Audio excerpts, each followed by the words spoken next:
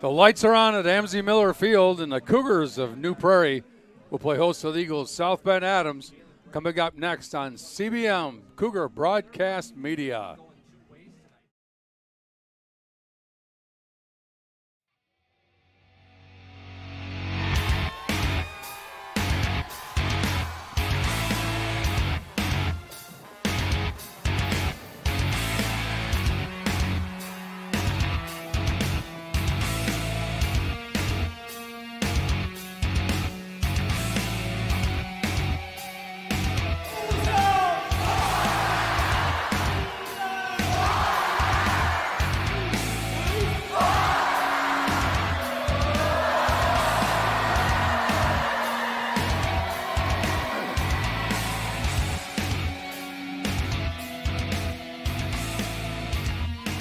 Question. When you walk into the boardrooms of the most successful companies here in Indiana, who do you meet? Answer. Men and women who played high school sports. Education-based high school sports give us more than athletes we can root for. They give us leaders we can depend on. Question. So where will we find tomorrow's leaders? Answer. High school sports. This message presented by the Indiana High School Athletic Association and the Indiana Interscholastic Athletic Administrators Association. Good evening. Welcome back to Amzie Miller Field here at New Prairie High School, New Carlisle, Indiana. I'm Mark Stone. I'm Brendan King. And Brendan will be doing our play-by-play tonight. I'll be helping out. Our Cougar Broadcast Media staff this week did an interview with Coach Jones from South Bend Adams. He referenced New Prairie's coaching as being similar to how Adams is coached, and both strive to be smash-mouth football teams. Physicality, New Prairie's defense presents a challenge for the Eagles. When the offense is fired up, there's not a single team in Indiana that can stop Adams. Not a one. Coach Jones said the toughness of Adams' schedule so far is not at all a disadvantage. The schedule conditions us for the sectional each year, and proudly points out that with Lowell's ranking the last 2 weeks, Adams has faced or will face ranked teams at 7 weeks this year. Having never played New Prairie before, there's a little bit of a change that goes into the preparation and in the terms of this team versus facing a team they would face on a regular basis. But Coach Jones points out New Prairie and Adams faced each other last summer at Notre Dame 7-on-7 camp and had a great time competing against each other. In terms of specifics, he pointed out that Chase Ketterer and the running back Mays present big problems for the Eagles defense, and he has some concerns with how the games have gone earlier in the year. He actually called the Northridge game a Jackal and Hyde kind of contest. He emphasized that the defense will stop not just the stable running backs for New Prairie, but must work on containing a passing attack from Ketterer that's getting better and better each week for New Prairie. Interesting, both these teams coming off a loss. Coach Jones lauded the work of his top 3 players, J.R. Iraq and Armstead, Trey Gray, and Jaden Miller, but his concerns about the depth of his key positions. Being able to rest on his top 3 offensive producers is going to be the key for his game plan. He said the depth has been an ongoing task for the Eagles this year, but emphasizes over and over he's incredibly proud and very pleased with his team's progress during this year's campaign. Should be a fun one, Mark. It's 2 power-packed offenses. Obviously, both these clubs still coming off a loss. Actually, 2 losses for the South Bend Adams Eagles against Mishawaka and Penn. They've given up 99 points in their past 2 games after only giving up 12, 6, and 12 in their first 3. Interesting defense so far this year, especially for South Bend Adams. Very much so. And New Prairie, with a loss last week, the week before, they had a win. They actually unrolled and unpackaged some passing, which we haven't seen from New Prairie much at all this season. It's been a kind of a on-the-ground, grinded out. Last week we saw that. Both squads just getting 5, 10 yards on a carry. We did see a couple of big plays, but most of it was a punch them in the face, smash mouth kind of an offense going on. Well, you talk about the ground game, especially for the Cougars of New Prairie. Just talk about Chase Ketterer. I mean, you look at his stats, 80 carries in 5 games, 577 yards. That's about 7 yards a carry. Just how much has he meant to this offense, both in the air and on the ground? You bet, and he's followed up by his number 1 back, Chris Mays. Chris has been doing a great job on offense for the Cougars. Give me a second. 82 rushes, 661 yards, 11 TDs. But last week he was plagued by a couple of fumbles that really set up Mishawaka for some scores last week. Stay up to date with all the coverage of New Prairie High School from Cougar Broadcast Media by hitting the red subscribe button on YouTube. Watch school events, announcements, interviews, and of course athletic events on your smartphone, tablet, or computer, wherever you are, from Cougar Broadcast Media, your home of New Prairie Athletics. You're listening to CBM Cougar Broadcast Media. The pregame show continues next. Let's go!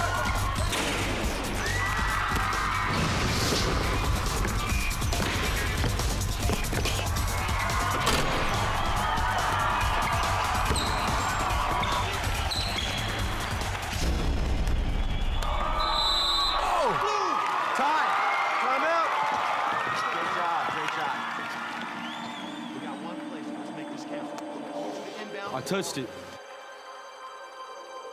I touched the ball before it went out, Coach. Come on, Alex. The ref did not call that. You gotta be kidding me, Alex. It's the championship game. Talk to him, Coach. I touched it. It's their ball. Come on and do it right. Don't foul them when they inbound. Team on three. 1, 2, 3. Nice going, Alex. Sorry, Coach. Alex. Good call. Sportsmanship. Pass it on. Brett. The debate about sports specialization by high school athletes continues. Some argue that high school athletes who play one sport all year long have a better chance of landing a lucrative pro contract. But that's simply not true. In fact, 30 of the 32 first-round picks in last year's NFL draft played more than one sport in high school. Of the 32 players drafted, 22 also participated in high school track and field. 19 also played basketball. Some also played baseball and lacrosse. What's the path to success for high school athletes here in Indiana, no matter what their goals might be? Study hard, always do your best, and if you can, play more than one sport in high school. This message presented by the Indiana High School Athletic Association and the Indiana Interscholastic Athletic Administrators Association.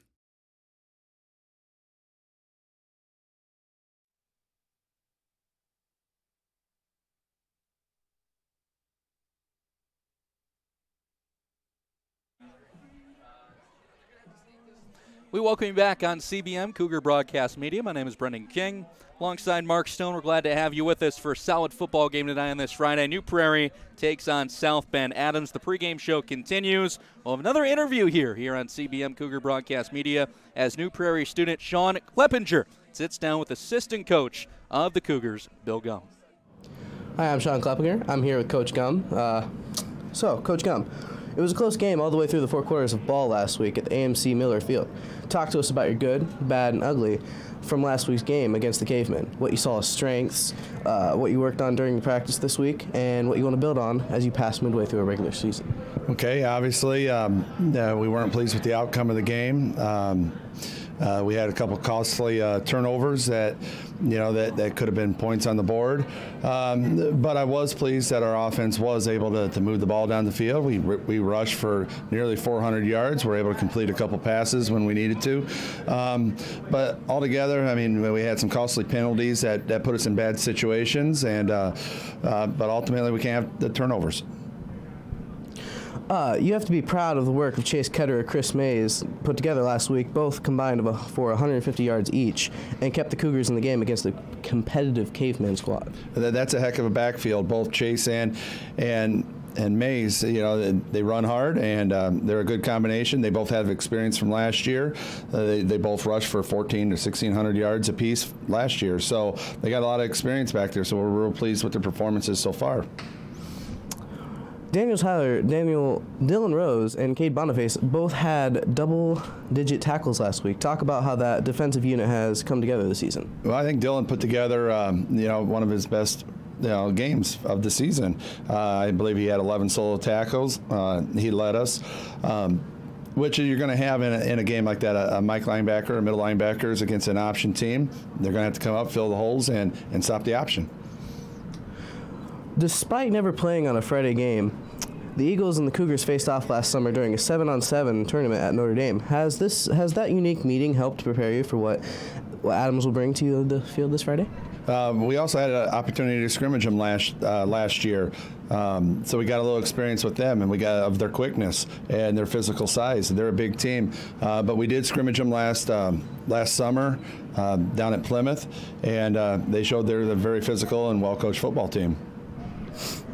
What are other keys to a Cougar victory and moving 4-2 into the season? The bottom line, we got to secure the football. We got to limit our penalties.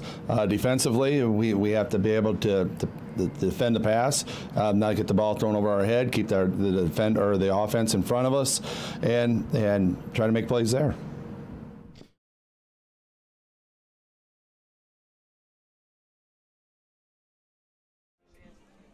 Thanks a lot, Sean, for the interview. Great job. Joined alongside Bill Gum. We welcome you back, everybody, on CBM Cougar Broadcast Media.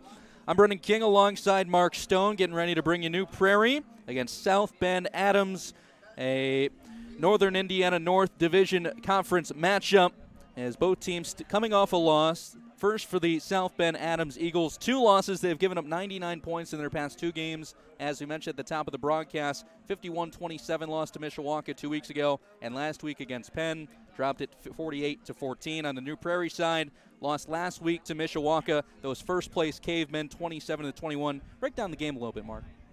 It was really a tough game. It was a lot of run. We saw a few outside runs from the Cavemen. It was really kind of a punch it up the middle, see how far we can get the ball, and that's just kind of how the whole game went last week. Not surprising, the Cougars haven't seen Adams in the past, being a change in conferences just 2 years ago for the Cougars, and we're going to see some more teams they haven't faced in the past. As mentioned, Penn and Mishawaka continue to lead the way in the Northern Indiana North Conference. New Prairie in 3rd, then South Bend St. Joseph, Elkhart Central's in 5th, and South Bend Adams currently in last. They have lost their first 2 conference games, just as we mentioned, against Mishawaka and Penn. Just hasn't worked out at the moment for the Eagles, but they bring a power-packed offense led by their quarterback, Ira Armstead. So shouldn't be a really fun one as Armstead against Ketterer tonight from New Prairie. CBM is brought to you by New Prairie Superintendent Dr. Paul White, New Prairie High School Principal Mrs. Jen Sass, New Prairie Athletic Director Mr. Ben Bachman, and by the parents and families of the New Prairie United School Corporation. Cougar Broadcast Media supporting the mission and students of the New Prairie schools. Football continues next. You're listening to CBM Cougar Broadcast Media.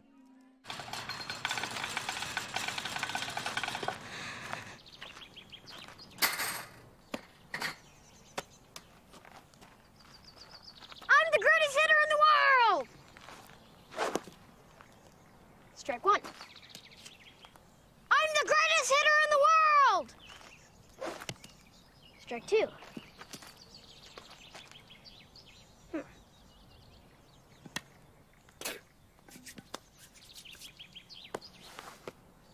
I'm the greatest hitter in the world!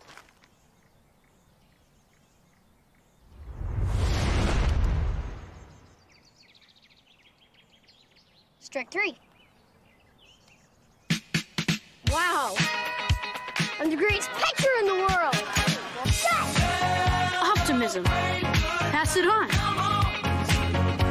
A message from the Foundation for a Better Life. Honey, isn't it amazing? What? The sacrifice, the dedication, the grit. I mean, they really set an example, don't they? Oh, well, no question. Today's high school athletes are truly special. Not the athletes. Well, who? The officials. Oh. Today's student athletes are truly special, but there's something pretty great about the men and women who officiate their games too, like the way they're giving back to their communities. Officiating is a terrific way to stay in shape, meet new people, and stay connected to the game you love. But the biggest reason of all? We need more qualified high school officials here in Indiana. And without them, the rest of us would have a whole lot less to cheer about. High school games need officials.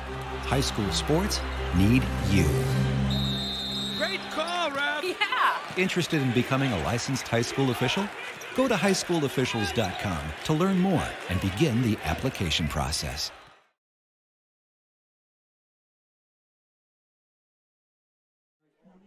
Welcome back to Amzie Miller Field. Been a busy week here in New Prairie High School with homecoming events going on all week. We started early in the week. We had our parade on Wednesday, followed by our class Olympics on Wednesday night. That was kind of fun. Had fighting contest, tug of war, musical chairs was kind of a hoot. So, did you participate? I was up here in the booth, actually. Did Matt Florian participate? Matt Florian? No, he did not. He was home with his brand new little one, which is exciting as well. That's understandable. So yeah, we had a lot of fun. Hearing the band on the field. We hear the band is all lined up and ready to go. Mr. Patrick Takel up on the stand in charge of how the band will be performing this evening. We are waiting for the band to take the field with about 12 minutes and 20 seconds before the game. New Prairie again with an overall 3-2 record, 1-1 in the conference. We'll turn it over to our field announcer, Mr. Steve Wade.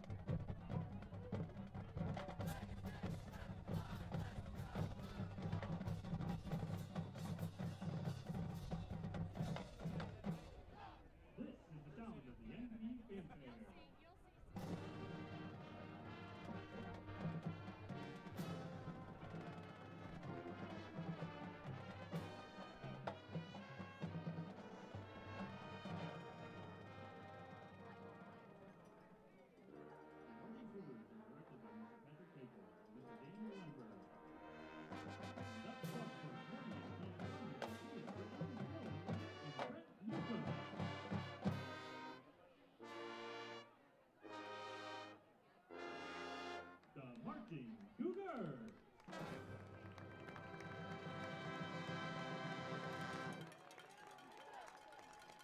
At this time, please rise to honor America with the playing of our national anthem.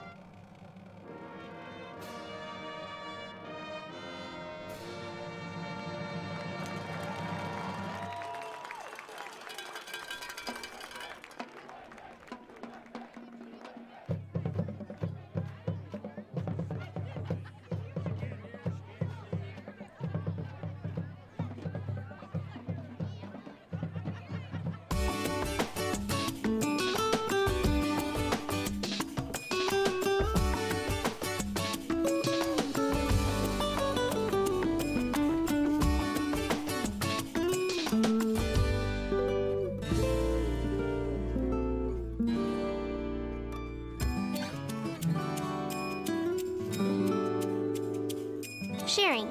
Pass it on. A message from the Foundation for a Better Life. The debate about sports specialization by high school athletes continues.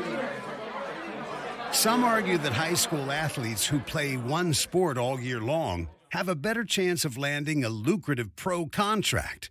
But that's simply not true. In fact, 30 of the 32 first-round picks in last year's NFL draft played more than one sport in high school.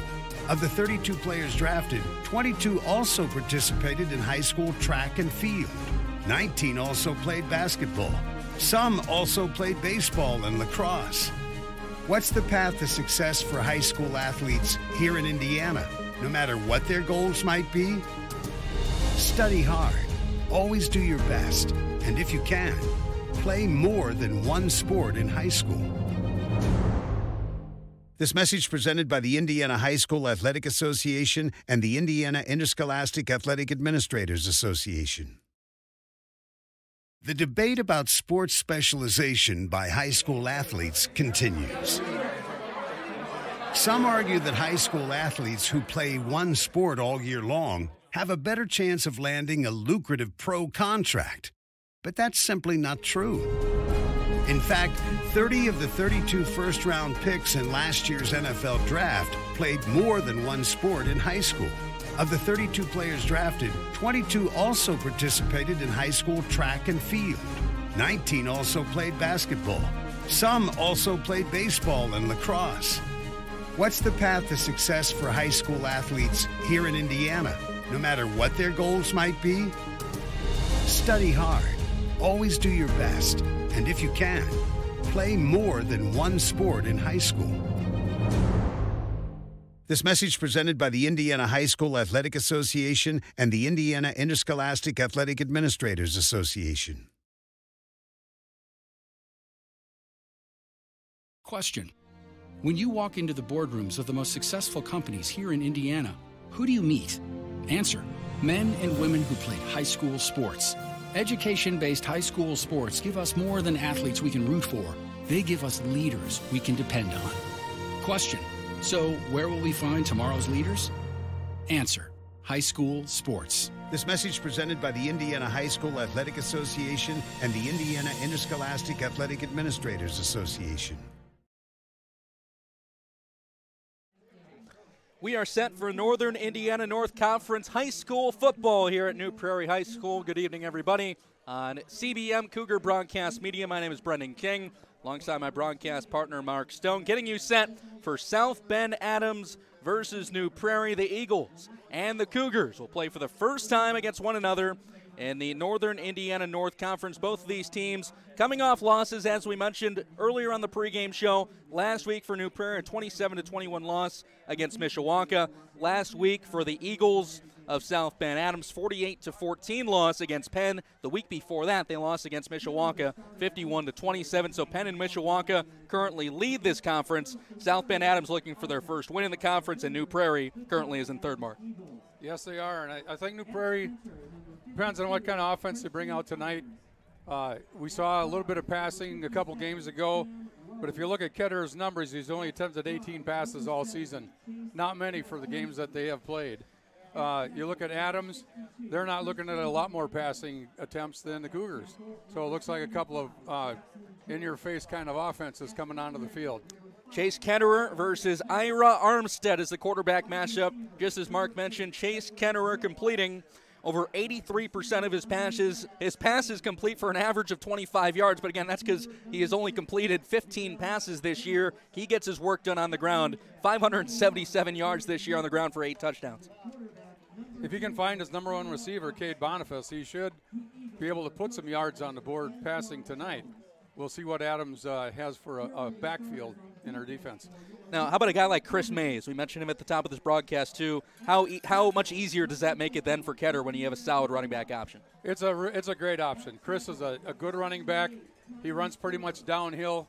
He will go after a defense and soften them up over the course of a game. And that 1-2 punch of Ketterer and Mays is a really good backfield for the Cougars. On the defensive side for the South Bend Adams Eagles, guy you got to watch out for, number 1, it is Jaden Miller. He plays on both sides of the ball, is one of the top targets of Ira Armstead for the South Bend Adams Eagles, both rushing and wide receiving wise, but he plays on both sides of the ball. He averages just over 5 tackles a game, does Jaden Miller. On the other side of that defense, you look at Jonathan Thomas, averages over 6.5 tackles a game. So this is a power-packed South Bend Adams defense. They have just kind of gotten unlucky playing the top 2 teams in the conference the past couple weeks. Well, I would agree with you there. But the Cougars are bringing a pretty good defensive squad on as well. Daniel Tyler with 28 solo tackles on the season. Chris Mays with 20. Michael Klemzak with 23, and Ian Skornog with 25. So they're bringing a decent defensive squad against this Adams offense tonight. We're just over 2 minutes and 30 seconds away from kickoff here at New Prairie High School.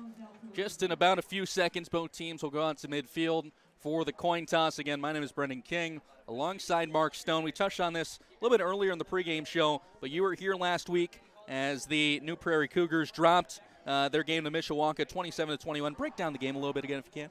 I think it was a matter of opportunities and turnovers that cost the Cougars that game. They were grinding it out all game long. Both squads were only getting a few yards here and there. Once in a while they get a big play with an end sweep, but it was just a in-your-face kind of football that we're used to seeing in the Northern Conference. The thing that cost the Cougars last week was a couple of fumbles when they were close to putting it into the end zone, and Mishawaka able to take real advantage of those fumbles and convert them for points. Let's break down both of the seasons so far for these respective clubs. South Bend Adams started in a rough way at Northridge, dropped 21-12. Then they responded with 2 wins in a row against Lowell. Then South Bend Riley winning 33-6 and 46-12 respectively. Again, mentioned at the top of the broadcast, in their first 3 games, South Bend Adams allowed just 30 points combined. In their past 2 games, they have allowed 99 points combined. That's why I'm eager to see what Ketterer is going to do, also along with the power-packed offense of New Prairie. Oh, absolutely. And I think if South Bend's at all soft, the Cougars are just going to take it to them. For the Cougars, started on August 17th against LaPorte, a 42-14 win. They actually won back-to-back games to start the year. They shut out South Bend Clay 55-0 a week later on August 24th. Ran into trouble against Andrian on August 31st, losing 44-28. September 7th against South Bend St. Joseph, got back to the win column, a 41-28 win, just as we touched on. A loss last week to the Mishawaka Cavemen, 27-21. The final, again, the Cougars are 3-2 overall, 1-1 here in the Northern Indiana North Conference. For the South Bend Adams Eagles, 2-3, an 0-2 record so far after losing to Penn and Mishawaka. The coin toss has finished. We're getting set for Northern Indiana North Conference football. The clock is ticking down underneath 30 seconds. Quickly, Mark, your keys to the game for the New Prairie Cougars if they want to walk away with a win. I think the Cougars are going to have to perform, and they're going to have to be really particular about holding on to that ball. That's going to be the number one thing tonight. If they turn it over, I think they're going to have a problem. And also, I think if they open up a little bit more passing, it'll surprise Adams, because that's not New Prairie style football. Well, you just mentioned New Prairie does not throw a ton. The South Bend Adams defense has picked off 4 footballs this year total in 5 games.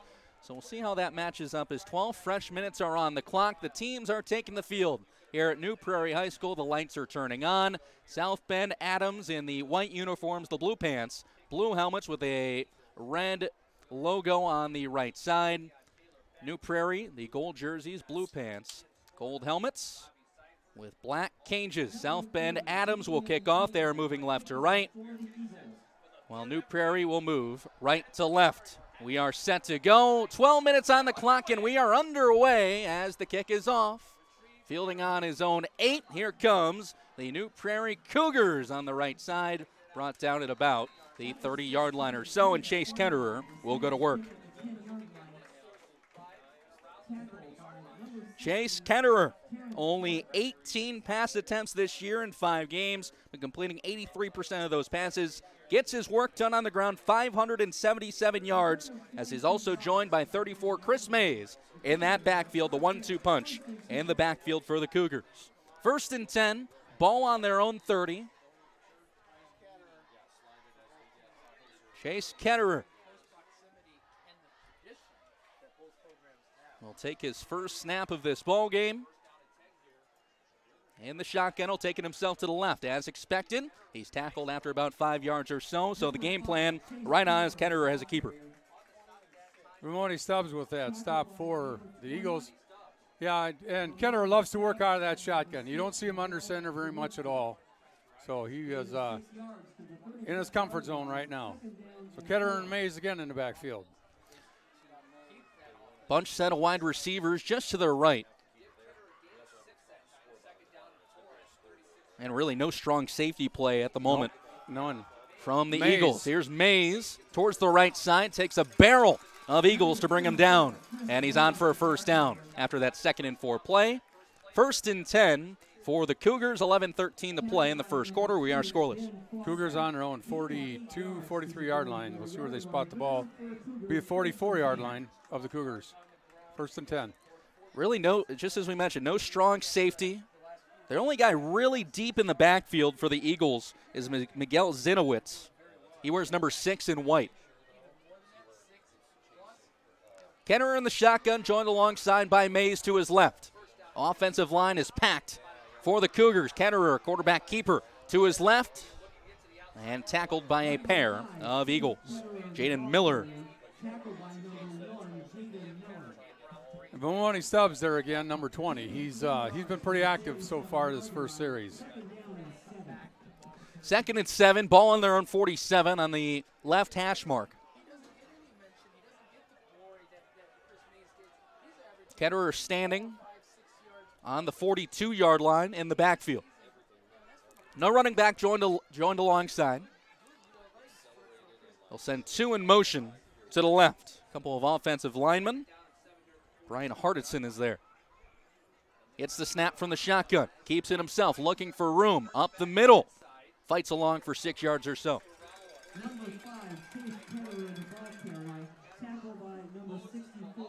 Jonathan Thomas and Moses Malone on that stop for the Eagles. It's official game of 5 for Chase Ketterer. Scoreless in the first quarter, clock ticking, 9:40 left to play. 3rd and 2. Chris Mays again joins Ketterer to his right. And only 18 pass attempts total in 5 games for Chase. Eagles backfield ready. Here comes the rush. Handoff up the middle towards Mays. He's going to have to fight for a first down. He might not get it. Looks like he's a couple yards short. I don't think he got anything on that play. Looked like they stopped him pretty cold at right side of the Eagles line. Stood him up, bringing up a 4th and 2 for the Cougars. They call it 4th and 1 officially, so maybe a half a yard or so. But really not much working for Mays, and they will not send the punter out. Ketterer go for it on the 4th and 1. Ball on the 47 of the South Bend Adams Eagles. Hand off to Mays, left side. He's got the first down and more. Mays break it away, left side. Dekes a couple, still on his feet, brought down at the 5. Chris Mays, 661 rushing yards coming into this ball game. That's his 84th carry of the year, and he averages just over 8 yards a carry. That will get up a couple boosts after that long run. That was a nice run by Mays. So they convert on the 4th down in a big way and into the red zone are the New Prairie Cougars. Chase Ketterer leading them right along. Both of these teams coming off a loss. The Eagles of South Bend Adams have lost 2 ball games in a row. Both of these teams losing to Mishawaka within the past 2 weeks. Ketterer has the snap, hand off to Mays. Left side, fighting for the end zone. He is going to be close. Just short. So if anything, they get it back to the 1-yard line. Just short. And they'll be able to punch it in. They'll have a couple tries at it. 2nd and 1. Ball on the 1. 8 minutes left to play in the first quarter. We are scoreless from New Prairie High School. I formation. One of the few times you'll see Ketterer under center here. Hand off to middle. Mays in for the touchdown. Mays almost untouched on that run. Just a simple 1-yard carry towards the middle. It is 6-0. And the Cougars are out to a quick lead. All started with the momentum mark off of that 4th and 1 carry by Mays. Taking it downfield to the 5, then they punch it in on a couple plays. Absolutely, and that's not unusual for the Cougars. It was kind of a off tackle to the left, and he just got into the open field and took off. Nolan Szymanski is on for the PAT. 7:48 to play in the first quarter. So South Bend Adams quickly on their heels. Kick is up and kick is good. Good. 7-0.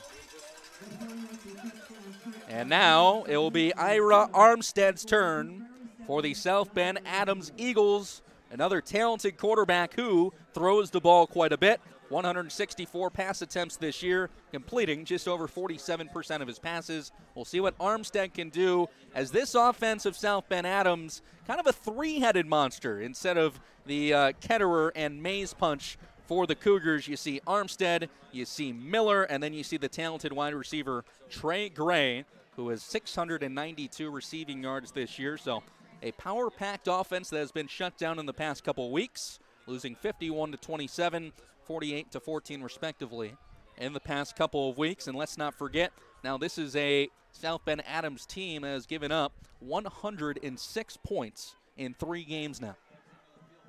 Absolutely, and we'll see what the New Prairie defensive backs look like. They haven't had much of a challenge this year because they haven't played much.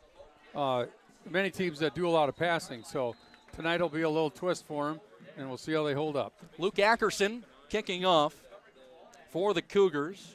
It was retrieved on the 20 of the South Bend Adams Eagles. They will go to work, led by Ira Armstead, their junior quarterback. 6'4", 195. The New Prairie defense is ready to roll, and here comes now the offense of the Eagles. 7-0 after a 1-yard touchdown run from Chris Mays. For Mays, rushing his 12th touchdown on the ground this year. You might recognize our deep back on the defense. That is Chase Ketterer, playing both sides of the ball tonight. He can do it all. And quickly, 5 wide already for the Eagles. Armstead throws, complete on the run. Trey Gray makes the catch. And we just mentioned it, Trey Gray is kind of part of that three-headed monster of the South Bend Adams Eagles. Gray, Miller, and Armstead get the work done for the Eagles. And already a big play. The ball is on their own 45, 1st and 10. 7:35 to play in the first quarter. Cougars lead 7-0. Armstead had 5 wide on that play. Now he has 4 wide receivers. 3 near sideline, 1 up top. Here's a handoff to Miller towards the left side and tackled by the Cougars.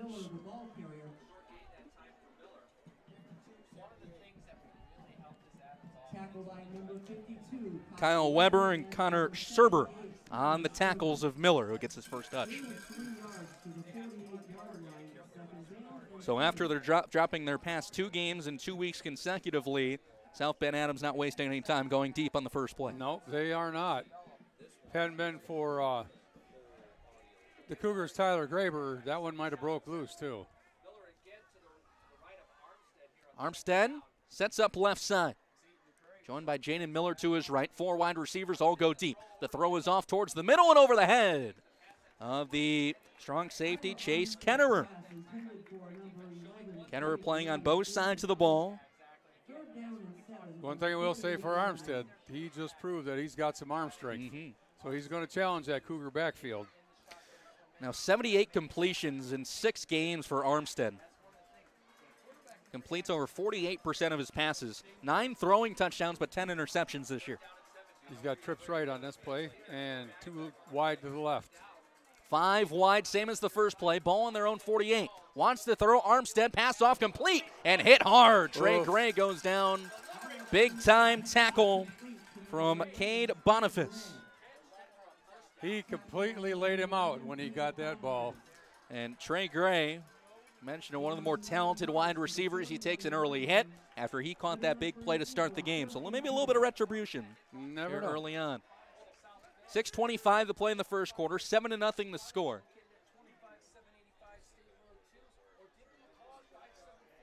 Armstead, 5 wide. 3 wide receivers near side, 2 up top. Here comes the rush for New Prairie. Darting in on the line. Maybe a little bit of jumping, and here's the flag. False start on the South Bend Adams Eagles. Saw some jumping on the line, ended up being the fault of the Eagles. They're 5 back. It'll be 1st and 15. Well, a good strategy by the Cougars on having people jump up and back because some of those Adams players might be a little bit anxious yet tonight, early in the game. Trying to avoid a 3-game losing streak. They have not lost 3 games in a row this year. They're 2-3, 0-2 in Northern Indiana North Conference play. Again, 5 wide receivers wide for Armstead. Gets the snap, looking right, takes it himself, has room. Armstead jukes one near sideline at the 40, now to the 35, and out of bounds. Finally pushed out by Cade Boniface on the sideline. Now looking at the tape last week when they played Penn, that's something he really likes to do. He is not afraid to get out of the pocket, even when there's 5 wide and he has plenty of options. He is not afraid to break up the play, and that gets him 2nd and 5, ball on the 36. I think you give the Cougars a little credit on that because his 5 receivers were pretty well covered on that play as well. Again, they go 5 wide. 3 up top, 2 near side. Armstead shotgun, waits on the snap, now to his left. Carrying the ball, stiff arms one, now has the first down and more. Left sideline and out of bounds with the first down. So 2 power-packed offenses going at it. Cougars open the scoring on a 1-yard touchdown run from Chris Mays. Mays was kind of hunting the quarterback on that one. You could see him moving with Armstead, but Armstead just a burst of speed and just blew right by him. 2 very talented quarterbacks. Both only juniors. Yes. 5 wide receivers, 2 up top, 3 near sideline. To his right now, Armstead looking right, has the pass complete with Moore in a tackle. The pass was complete to Miguel Zinowitz for a first down. Boniface involved in that tackle again. Well, early on, Cade Boniface has come up with some big tackles.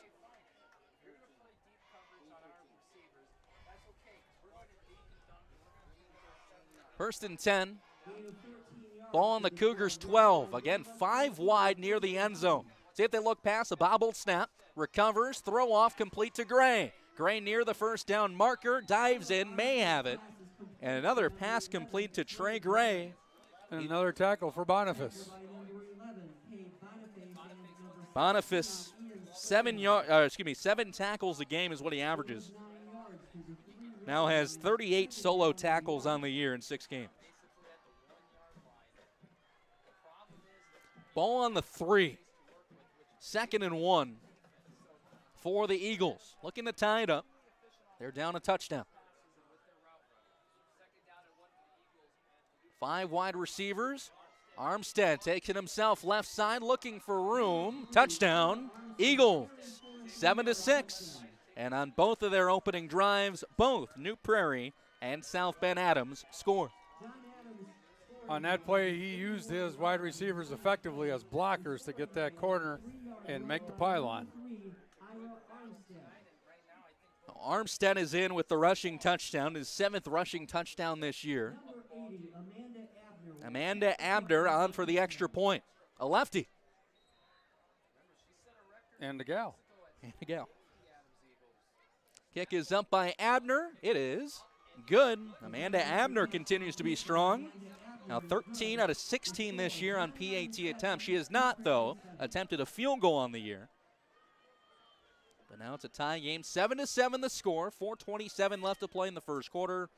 And again, New Prairie will get the football after a big-time rush on their first drive from Chris Mays. Chase Ketterer and Mays getting it done on that first drive mark. And I would expect to see that in the second drive as well. It's been effective for them. I think they'll just continue it. Follow Cougar Broadcast Media on social media for updates and events all year long. You can find us on Twitter at CBM_NPHS or on YouTube by searching for CBM MPHS. Today, 7-7 the score.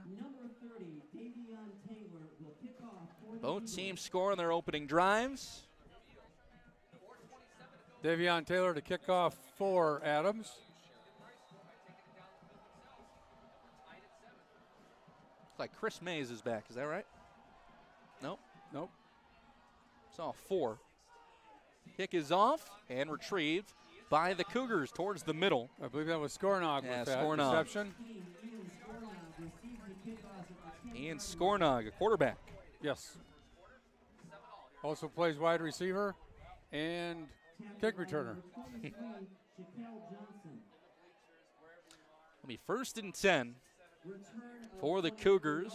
Ball is on their own 40 as Chase Ketterer and Chris Mays in the backfield. No wide receivers, so some different looks. 5 wide for the Eagles, no wide receivers at all for the Cougars.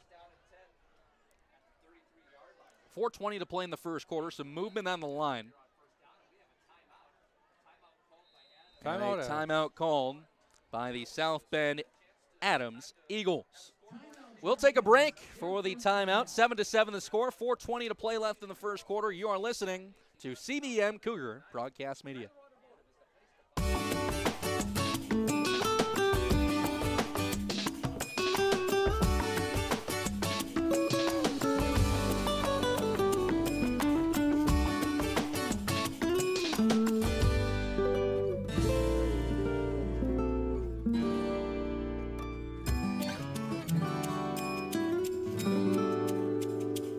Sharing. Pass it on. A message from the Foundation for a Better Life. Question. When you walk into the boardrooms of the most successful companies here in Indiana, who do you meet? Answer. Men and women who played high school sports. Education-based high school sports give us more than athletes we can root for. They give us leaders we can depend on. Question. So where will we find tomorrow's leaders? Answer.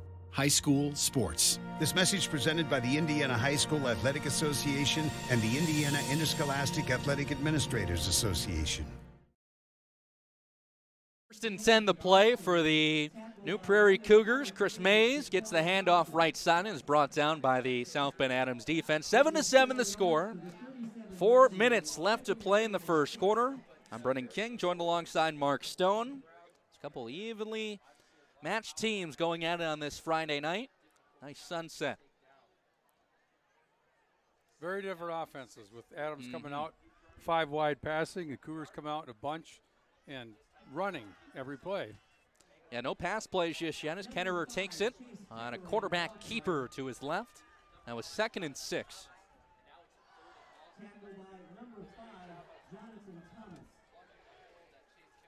Looks like no gain on the play for Ketterer. 3rd and 6. Ball on their own 38. They faced a 4th and 1 in their own territory in their first drive. Chris Mays took it to the Eagles 5. Nobody joining along Ketterer in the backfield. 2 wide receivers, 1 on each end. And he'll send the far wide receiver in motion. It's Jacob Tuttle. And a timeout call. A little confusion on the Cougar line and who was supposed to be where for the receivers. So 7-7 the score early. 3 minutes left to play in the first quarter. And let's touch on what we just talked about a little bit more, is that 2 teams, 2 different mindsets on offense, but it has worked both times so far in their opening drive. It has, and I would expect that until something else changes, that we'll continue to see that offense, the ground gain, grinded out Cougars, and the wide open passing game of South Bend Adams. Now, we've seen South Bend Adams, they haven't played the safety back. You know, Correct. Do you think there is ever going to come a time where, you know, New Prairie and Russ Rag here are going to try and maybe fool that Adams defense a little bit and kind of pull out one of those throwing plays? We just saw 2 wide receivers for the first time. I think we'll see that happen. We'll see what the response is from South Bend Adams. Miguel Zinowitz is currently the safety back with 2 wide receivers setting up for the Cougars. 1 near side, 1 far side. Wide receiver near side is Jacob Tuttle. 2 touchdowns this year. Chase Ketterer in the backfield by himself. Shotgun formation, the line sets up. Here comes the rush for Adams, and Ketterer will take it himself on 3rd and 6. Ketterer might have it, and he does! A first down to the 45. So Chase Ketterer again saves the day. Absolutely. Set those wide receivers out. It kind of spreads the defense of Adams. It gives them an opportunity to pick a running lane. 2:50 left to play in the first quarter. 7-7 the score. 1st and 10 for the Cougars. Ball on their own 45. Ketterer is joined again alongside by Chris Mays. Has the only Cougar touchdown thus far. A 1-yard touchdown run in the red zone. No wide receivers. Is this another timeout? Could be. Official. We've seen 2 timeouts on this drive. 1 defensive, 1 offensive.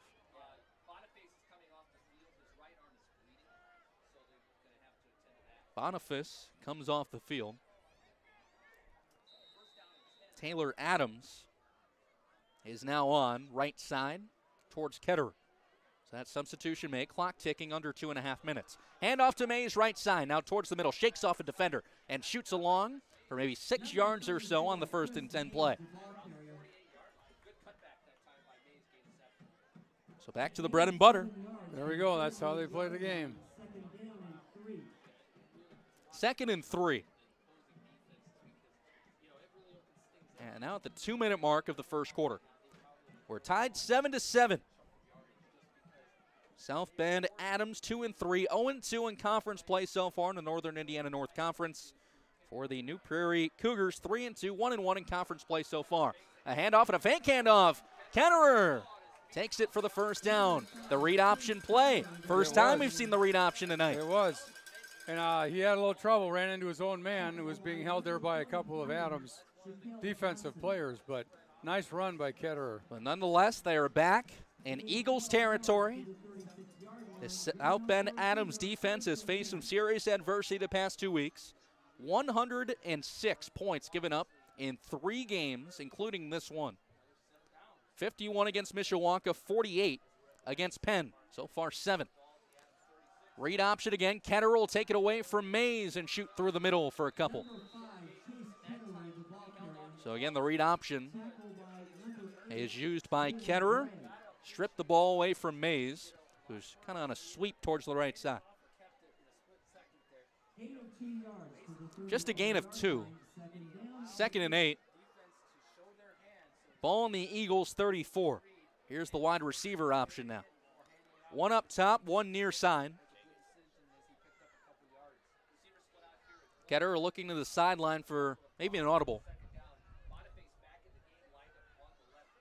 Taking a little bit more time than usual as the clock ticks under 1 minute. Snap is off. Ketterer, his first pass attempt of the game, is deflected and is incomplete. Only the 19th time in 6 games that Ketterer has tried to pass the football. Moses Malone coming through with his hands up, and he is a big boy. He is. So, even though Ketterer completes 83% of his passes, 15 out of 19 now this year trying to pass, that is incomplete. It's 3rd and 8. I think that was a nice attempt by the Cougars to kind of set up the possibility that they will pass during this game. See if Mays can get him through for another first down. They do give it to Mays. Towards the right side, Mays has the first. Nice run by Mays. Starts going right, cuts back to the left through an open hole and takes it up for the first down. When you need a big play, you give it to your number 1. Before this game, 661 yards on the ground on 82 carries. Now, again, that does not include today. He has 12 rushing touchdowns on the year in just 6 games. Very talented running back in this Northern Indiana North Conference. Shotgun. Mays sweeps left, now towards the middle, and a defender gets his knees.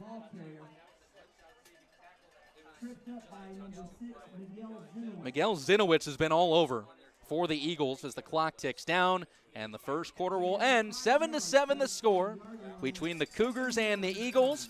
It will be 2nd and 5.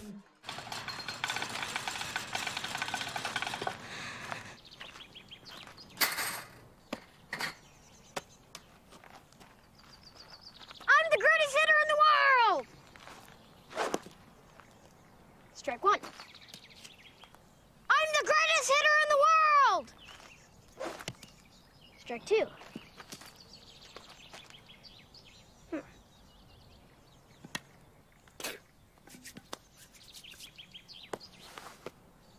I'm the greatest hitter in the world!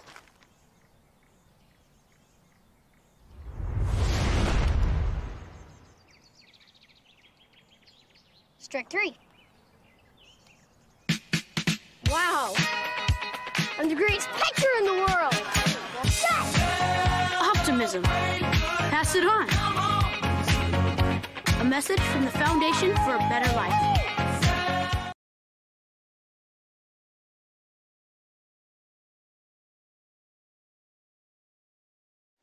Brendan King and Mark Stone back with you for New Prairie Cougars football. The Cougars taking on the South Bend Adams Eagles. 7-7 the score after 1 quarter of play. 12 fresh minutes on the clock as the Cougars are threatening. Ball on the Eagles 20. 2nd and 5 after the run of Chris Mays towards the middle. The snap is off Ketterer. Read option. He'll take it himself up the middle. And again, strips it away from Mays just at the last second. A solid read by Ketterer again.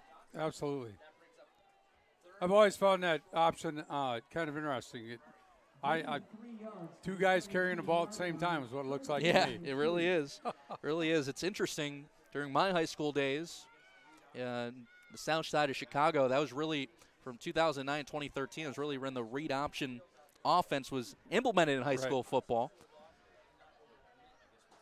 As Ketterer, hand off to Mays, right side, shoots through the middle for a first down, but a flag flies in. So flag is down. It was a 3rd and 2 carry.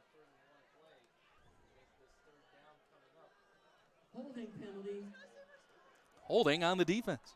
That's interesting. No, they changed. Okay, they pointed the wrong way. I was going to say, that's quite the break. That's the Whitehead guy, too. That's quite the break. 10 yards. Head referee. 10 yards on the Cougars.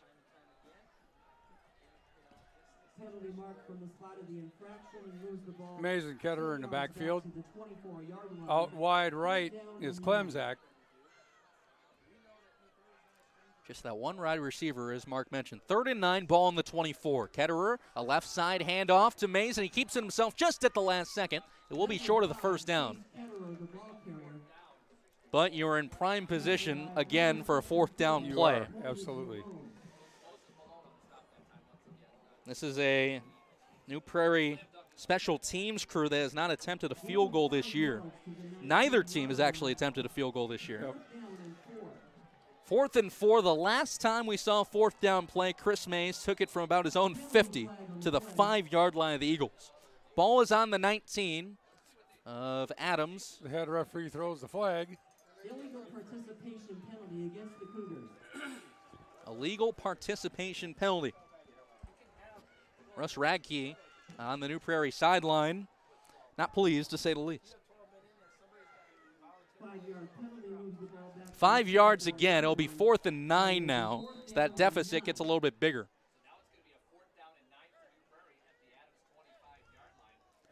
Last time they ran a 4th down play, it was 4th and 1, as mentioned. And now spread Klemzak and Tuttle. Wide left, wide right. Jacob Tuttle, 2 touchdowns this year. Ketterer by himself in the backfield again. A whistle blows.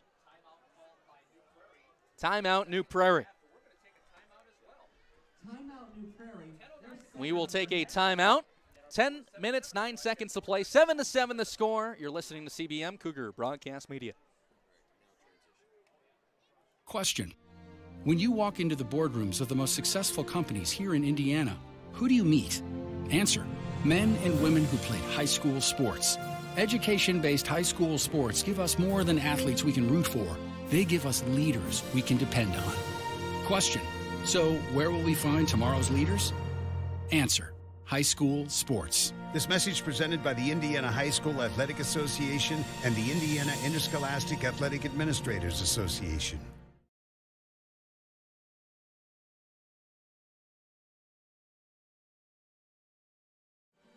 John Glenn's annual Halloween Fest is underway in Walkerton. 2 parades, a spectacular carnival midway, incredible food, special music events, a 5K run are all on tap this weekend at John Glenn High School, with many of the funds raised going to the student scholarships. Halloween Fest 2018 at John Glenn High School in Walkerton, Indiana. We welcome you back on CBM Cougar Broadcast Media. My name is Brendan King alongside Mark Stone. 7-7 tie game. Chase Ketterer on his own 24 facing a 4th and 9. He's going to pass for the 2nd time tonight. Pass is complete. Out to Klemzak. Klemzak has his first catch. So Mike Klemzak making the grab, but it is going to be a turnover. Yep. 1st and 10 for the Eagles. So they come up with a big stop here. As again, the Cougars were threatening. but for a defense that maybe has lost their confidence in the past 2 weeks, that's a huge stop. It's a huge stop. We'll see how the Cougars respond. And the reason losing that confidence, they have allowed 107 points in 3 games, including this one. 99 in the past 2 weeks, after only giving a combined 30 in their first 3 games. So again, here comes Ira Armstead, star quarterback for the Eagles offense. Armstead 5 wide again. These offenses couldn't be more different. Armstead looking right, has the pass complete. That is Jalen Gray. Jalen Gray maybe picks up about 9 yards or so. The tackle by Klemzak, who just made the catch on the other side. Yep. Gain of 9 yards to the 28-yard line. Second and short. After a gain of 9, Jalen Gray, his first catch of the ball game. 8th catch of the year for Gray in 6 games. Averages about 15 yards a catch, has 1 receiving touchdown.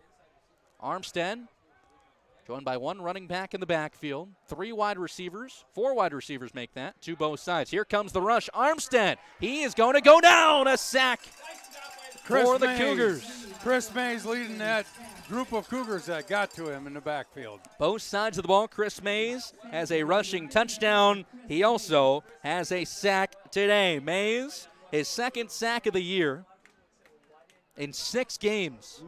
That's a big-time loss for the Eagles. 13 yards is the deficit on that sack. Clock ticking down, under 9 minutes to play in the second quarter. We're tied at 7 from New Prairie High School. 3rd and 14 after a 2nd and 1. That's tough. Armstead, 5 wide to his left, looking left, cutting through the middle. He's not afraid to break up the pocket. He might have a first down, sprinting towards the right side, and he converts on the 3rd and 14. Ira Armstead continues after the sack to break down this Cougars defense. Ketterer and Mays finally running him out at the end of that play. Gain of 18 yards for the quarterback. 1st and 10.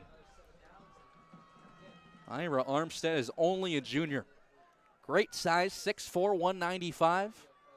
4 wide receivers, 2 up top, 2 near side. 1 running back to his left. Armstead hands it off towards the right side. Jonathan Thomas, and a flag flies in near the spot of the carry. Thomas gets his first carry. Tackle was by number 89, Jacob Tuttle. Jacob Tuttle on the tackle. Holding against South Bend Adams. 2 penalties on 1 drive. Not, obviously, what Antoine Jones is looking for. Absolutely not. This one will cost him 10. Well, it's interesting. You know, in the pregame show, we went over the pregame comments from Antoine Jones, and it kind of matched up to how this game has gone so far. He was concerned with how his defense would play against a very talented Ketterer, very talented Mays, but he also mentioned that when that offense is on, they can beat anybody, and they have established that so far.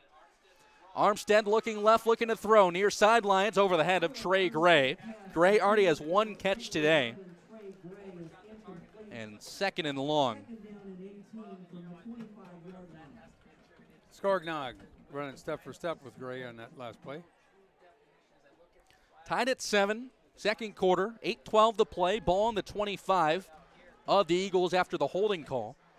Also a sack by Chris Mays has forced them back into their own territory. 2nd and 18. But we just saw a carry of 18 from Armstead a moment ago. 5 wide receivers wide.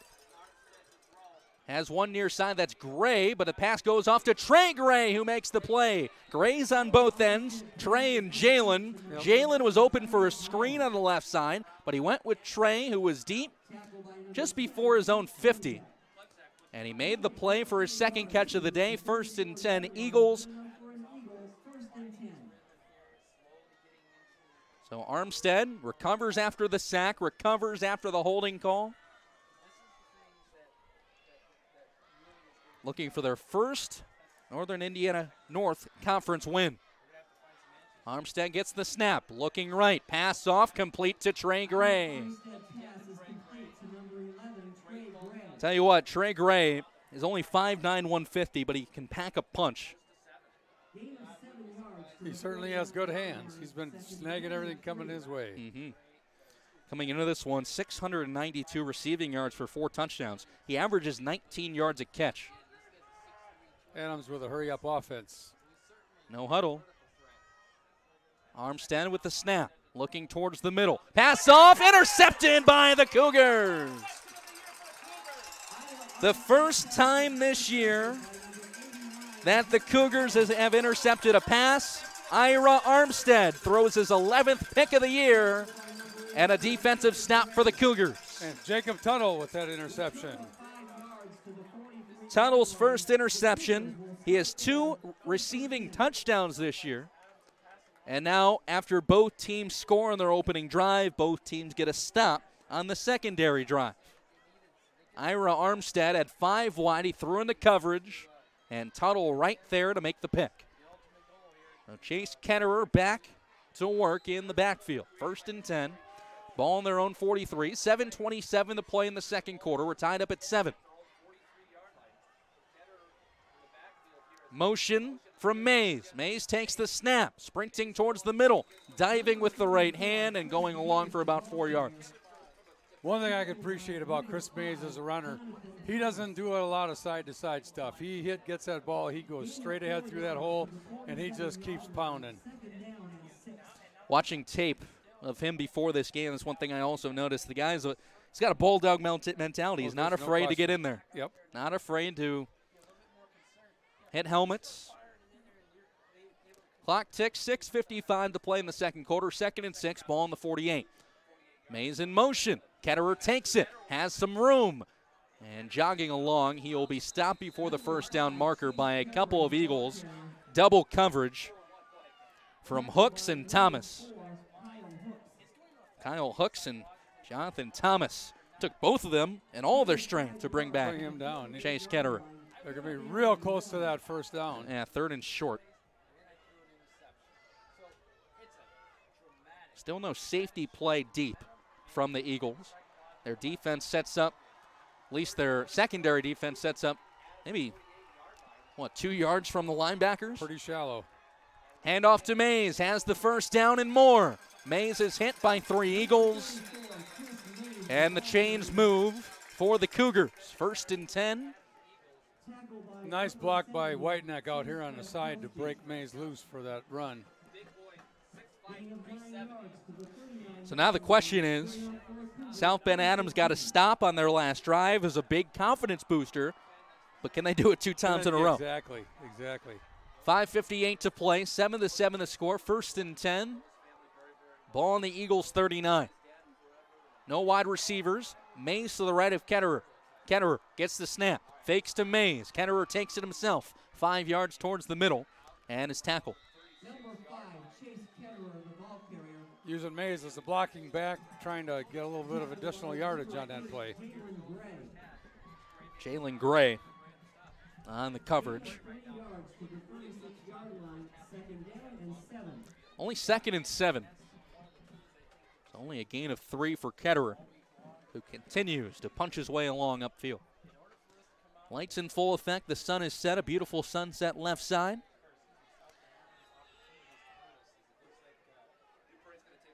And New Prairie is going to have to take a timeout here. I think it's some more miscommunication on the play for New Prairie, so they're forced to take the final timeout. Oh, I believe that was the case. 5:10 to play in the second quarter, tied at 7. During this timeout, New Prairie Athletic Event punch passes are now available for sale. Each pass is good for 10 individual admissions to a New Prairie home athletic event and are a great way to save money while supporting Cougar athletics. Passes can be purchased in the athletic office from 7 a.m. to 3 p.m. or at the ticket booth at athletic events. So pick up yours today. Also, the Cougar Marching Band is holding a mattress fundraiser on Saturday, September 29th. The fundraiser will be held in the Aux Gym here at the high school from 10 a.m. to 5 p.m. Central. Mattresses, pillows, massage chairs, and more are available, and a large percentage of all purchases goes back to the NPHS Band boosters. help the band raise funds for the purchase of a new marching band uniforms in 2019. There will be food there. Go get a new mattress on September 29th.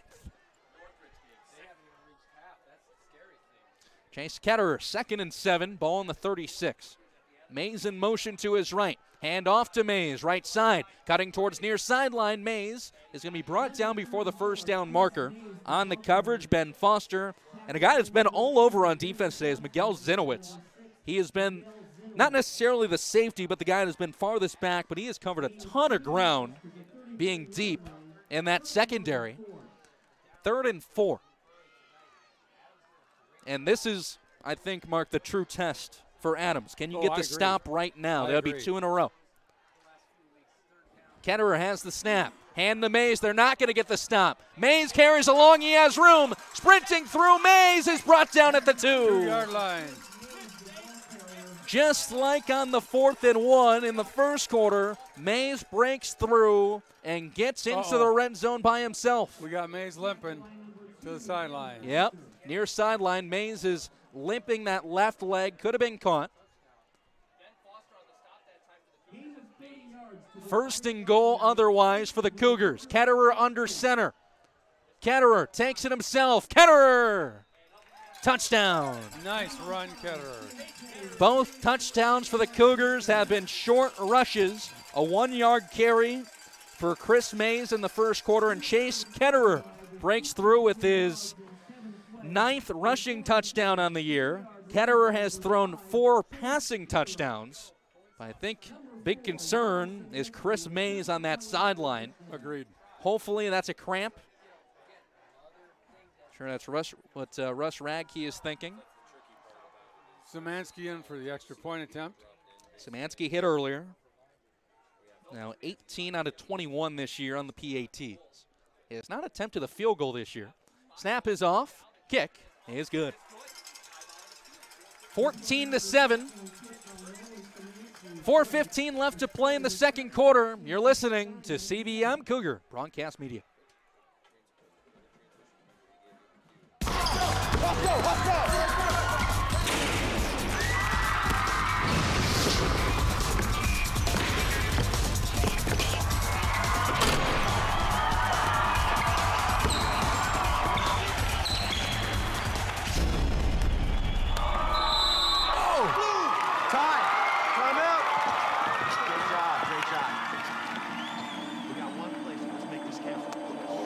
I touched it. I touched the ball before it went out, Coach. Come on, Alex. The ref did not call that. You gotta be kidding me, Alex. It's the championship game. Talk to him, Coach. I touched it. It's their ball.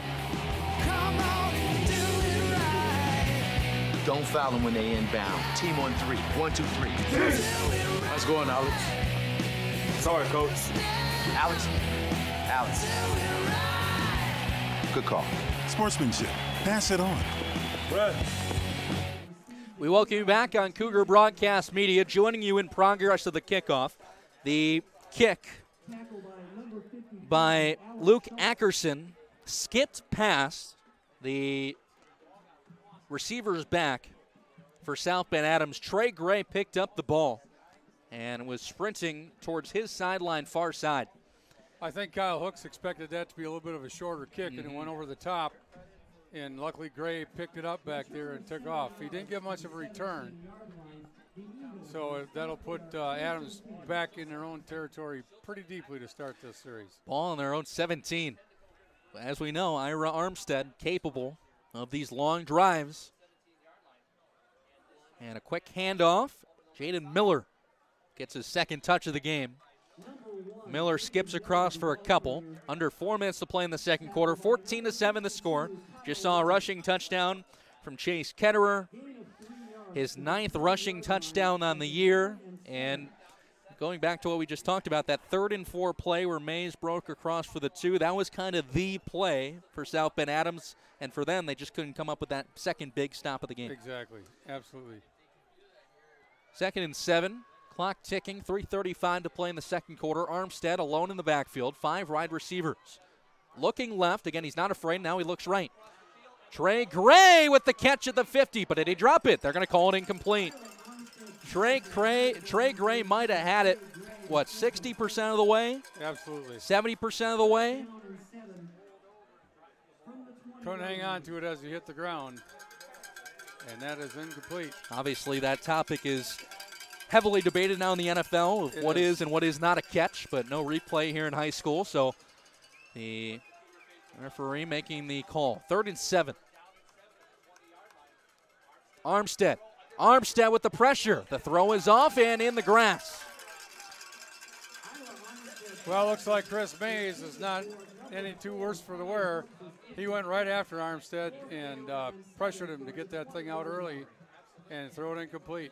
Mays a moment ago went off limping after that big run on the 3rd and 4 play. And is South Bend Adams going to go for it on 4th and 7?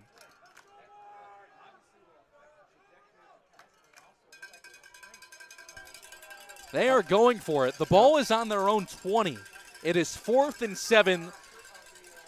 And, Mark, this has got to do or die here. If you give up the ball, it's pretty much an automatic touchdown for New Prairie, and now a timeout. Okay. They wanted to see what the Cougar defense was going to look like. But you kind of had to expect it at the same time because with a quarterback like him, it's definitely a possibility, not out of the realm of things. 14-7 the score. 3:21 the play in the second quarter. Still 4th and 7, and we'll see if they're going to punt or not here. You got to think they have to send out the punting unit. I would think so at this point, especially that deep into their own territory. The Cougar Marching Band is holding a mattress fundraiser on Saturday, September 29th. The fundraiser will be held in the Aux Gym here at the high school from 10 a.m. to 5 p.m. Central.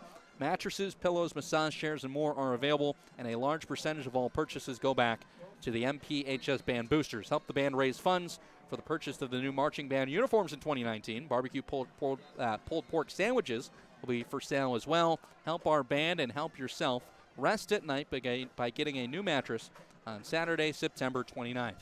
Back to go for 4th and 7. I'm Brennan King alongside Mark Stone on Cougar Broadcast Media. And no punting. They will go for it. No punting. The ball is on the 20, the crowd to their feet. Ira Armstead is by himself in the backfield. Huge play in this game. He needs a completion. Trey Gray completes.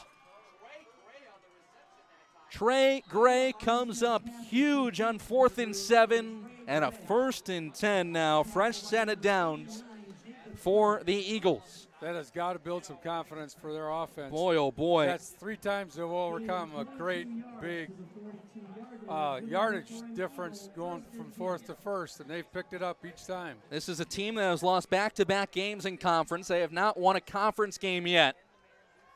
And Antoine Jones, I think, knows that in the back of his head. Oh, yeah. They need a W. 1st and 10, Armstead looking left, has plenty of room. He's going to get a block from Jalen Gray and go out of bounds at the 50. So Ira Armstead, again, is not afraid to break up a play, even if he has as many as 5 wide receivers. He's a guy that will get out of the pocket. And for a New Prairie defense that has to respect the 5 wide, sometimes you're going to get burned. Sometimes you are. If he's going to keep it himself. Yep. That's not a huge worry factor. On the other side for the Eagles is Chase Ketterer has only attempted 2 passes today and is 1 for 2. 2:52 to play in the second quarter. 2nd and 2. 14-7 Cougars. Armstead in the backfield alone. 5 wide, trips up top. And he'll get out and take it himself towards the middle. And his jersey is tugged and now is brought down by a wealth of Cougars. Flag is down in the backfield. I would guess that's holding, looking at where that flag got thrown. Yeah, he did get out of that pocket pretty easy. It is holding against South Bend Adams. 10 yards, 2nd and 12. So right after that momentum gets them to midfield, you're brought back. I'm starting to think they need a challenge. Where's the red flag? Exactly. No, I mean they need a challenge by going back farther so they can go forward like they have the last 3 times. I thought you meant the red challenge flag. No, you give the coaches the NFL style.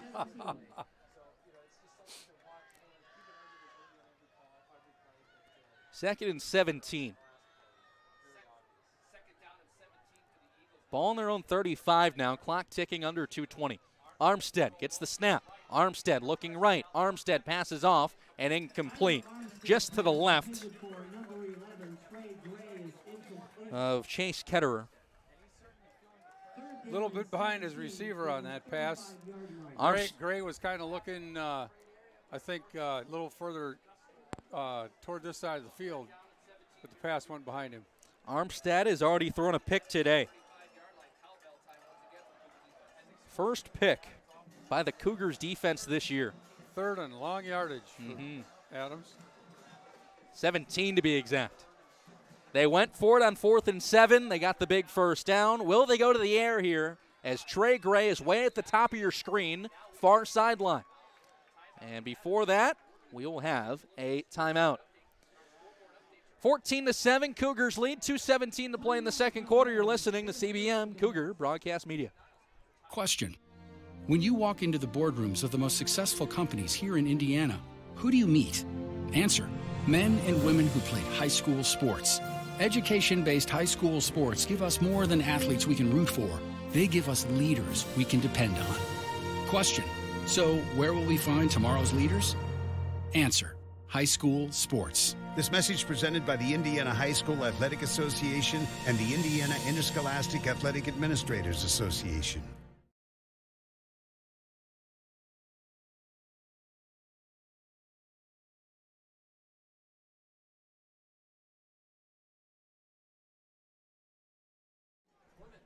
We welcome you back on CBM Cougar Broadcast Media. Brendan King joined alongside Mark Stone. A 14-7 game, 2:17 to play in the second quarter. We'll give you a score update from across northern Indiana. Mishawaka 8, Elkhart Central 6, and Northern Indiana North Conference action. Remember, Mishawaka has beaten both of these teams within 2 weeks. Plymouth leads Wawasee 21-7. South Bend Riley leading South Bend Clay 20-0 in the first quarter.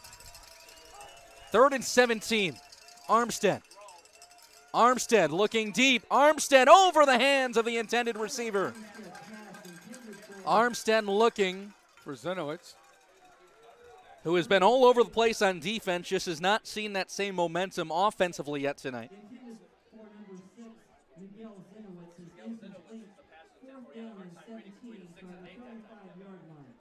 Culver Academy, Elkhart Memorial scoreless in the fourth quarter. West Noble 14, Garrett 3 in the first quarter. Warsaw leading Goshen 14-0 at half. Armstead in the shotgun by himself, 4th and 17. And they're going for it. Armstead in reach of Gray, but to his left between a couple of Cougars. Turnover on downs, and this time the Cougars get that stop mark. They do, and they're on the Adams 35-yard line, so if they can break another one like they have the last couple, they could have another score here pretty easily. I think the key is going to be the Cougars still need to continue to execute and kind of clean up their communication issues. They've already burned two timeouts because they had some confusion on the offensive side of the ball. The dynamic duo, Mays and Ketterer, back together in the backfield. No wide receivers to start on 1st and 10. Ball on the Eagles' 35. Mays, after coming up hobbling on the last drive, gets the carry towards the middle and breaks through, maybe for 5 or 6. It's a hurry-up, no-huddle offense for the Cougars. Christian Hernandez on the coverage for the Eagles. Keeping the Eagles really off balance here with that hurry-up. 2nd and 5, 1:44 left to play in the first half. Ketterer takes it. Ketterer is hit hard before the first down marker. So Mays gets the carry, then Ketterer. What we'll see on 3rd down. Coming up, clock ticks under 90 seconds.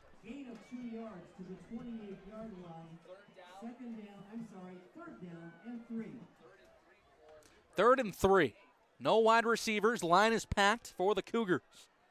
Ketterer, handoff to Mays. Sweeping right side now towards the middle. Mays breaks through for a first down. Gets to about the 18.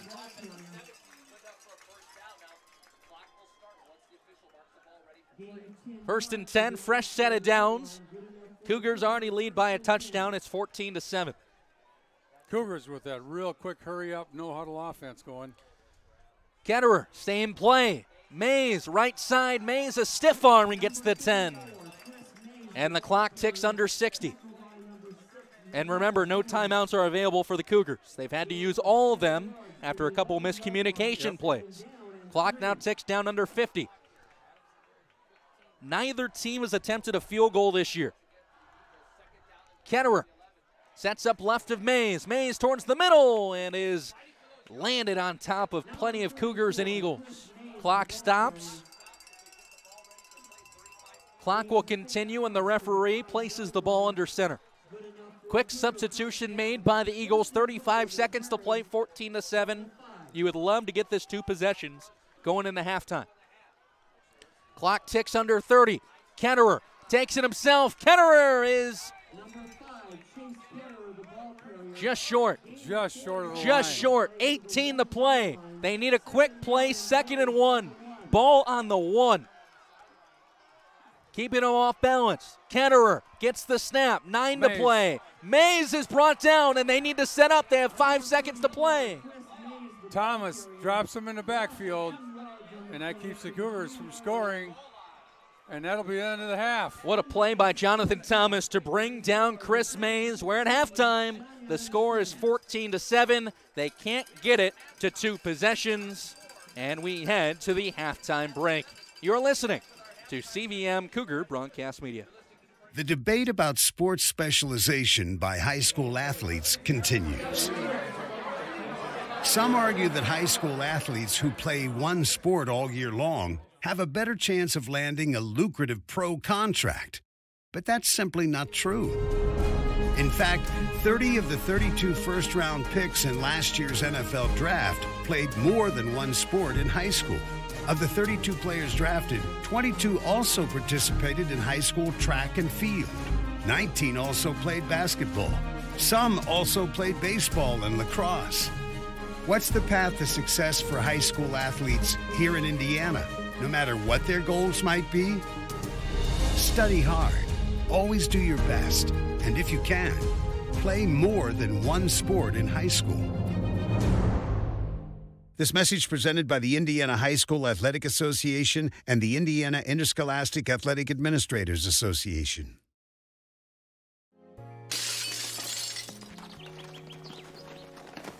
Nice going, Spencer. I can't believe we broke Old Man Hennessy's window. Correction, dude. You broke. I just threw the ball. This is really bad. What are we gonna do?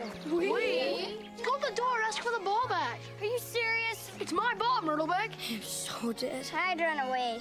Yeah, to Uruguay. Kiss your life goodbye. Sorry. Let's go. See you, dude. See ya. Remember me and your well. Nice one. Some friends you are.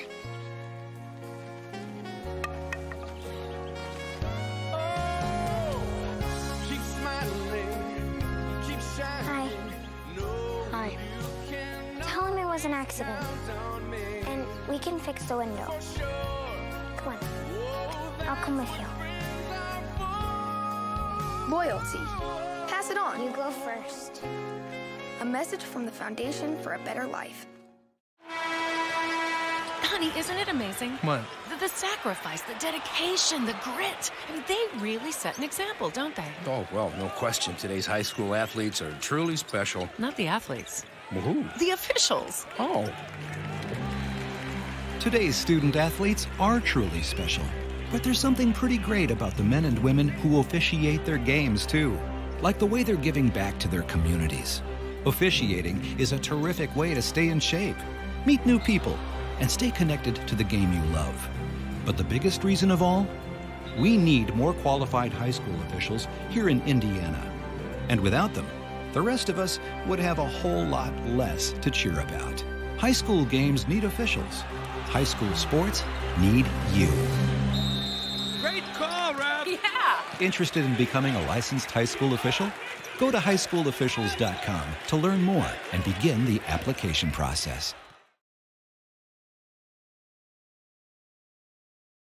Question. When you walk into the boardrooms of the most successful companies here in Indiana, who do you meet? Answer. Men and women who played high school sports. Education-based high school sports give us more than athletes we can root for. They give us leaders we can depend on. Question. So where will we find tomorrow's leaders? Answer. High school sports. This message presented by the Indiana High School Athletic Association and the Indiana Interscholastic Athletic Administrators Association.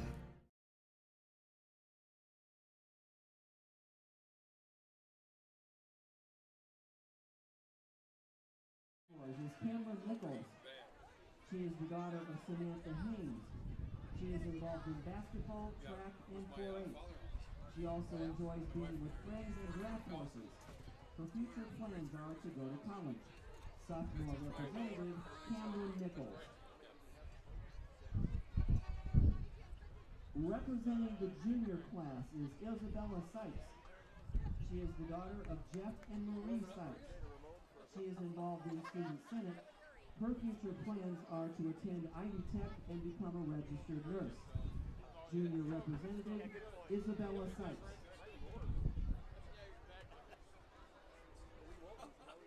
Representing the juniors also is Dimitri Schofield. He is the son of Chris and Monique Schofield. He is involved in baseball and wrestling. His future plans are to go to Indiana University. Junior representative, Dimitri Schofield. And here are our candidates for homecoming queen and king from the senior class. Representing the seniors is Connor Snyder. He is the son of Lori and James Snyder. He is involved in swimming, soccer, Future Business Leaders of America, Key Club, and National Honor Society. He enjoys photography, snorkeling, kayaking, and baking.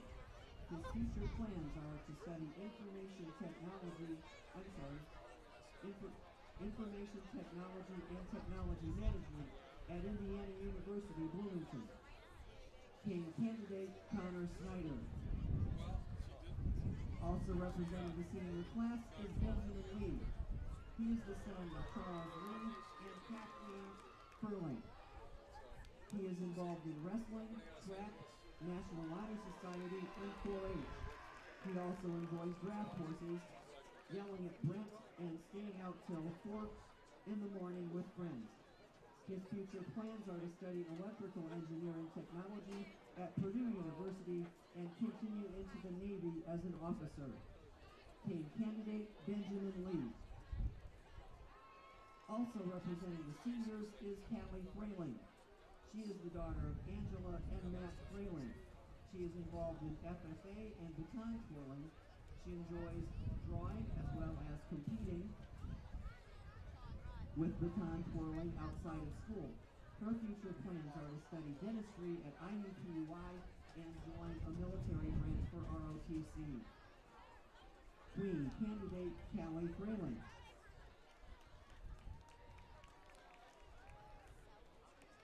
Also representing the senior class is Mia Bauer. She is the daughter of Lynn and Amy Bauer. She is involved in dance as a 2-year captain, HOSA, and National Honor Society. She also enjoys playing powder puff football and doing yoga. Her future plans are to become a cardiovascular surgeon.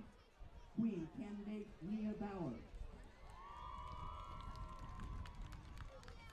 Next, representing the senior class is Connor Serber. He is the son of Greg and Cindy Serber. He is involved in football and baseball. He also enjoys riding mini bikes. His future plans are to attend college and become a financial advisor. King candidate, Connor Serber. Also representing the senior class is Chloe Stantz. She is the daughter of Chuck and Gab Stantz. She is involved in Scrabble, swimming, HOSA, National Honor Society, Spanish Honor Society, and theater company. She also enjoys baking, hiking, and camping. Her future plans are to attend college and become a cardiovascular surgeon. Queen candidate, Chloe Stantz. Representing the senior class is Javier Padilla. He is the son of Ida Moreno. He is involved in football, wrestling, and track. He also enjoys lifting weights, watching college football, and spending time with family. His future plans are to continue his athletic career and study athletic training and sports industry at The Ohio State University. Go Bucks. King candidate, Javier Padilla. And lastly, representing the senior class is Callie Salat. She is the daughter of Bob and April Salat. She is involved in volleyball, FBLA, and an internship at Olive Elementary. She also enjoys traveling and spending time with friends and family. Her future plans are to attend Purdue University Northwest and study elementary education. Queen candidate Callie Salat.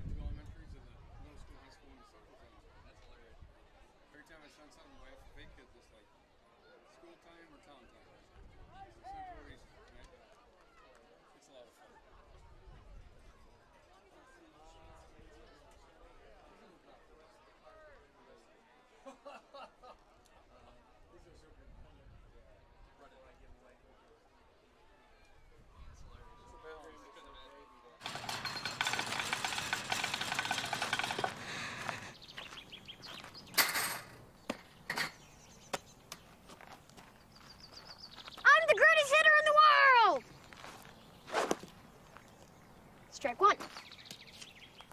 I'm the greatest hitter in the world! Strike two.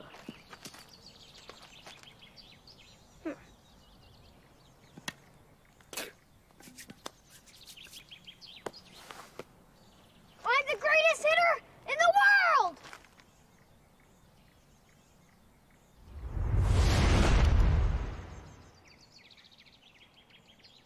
Strike three. Wow! I'm the greatest pitcher in the world! Yes! Optimism. Pass it on. A message from the Foundation for a Better Life.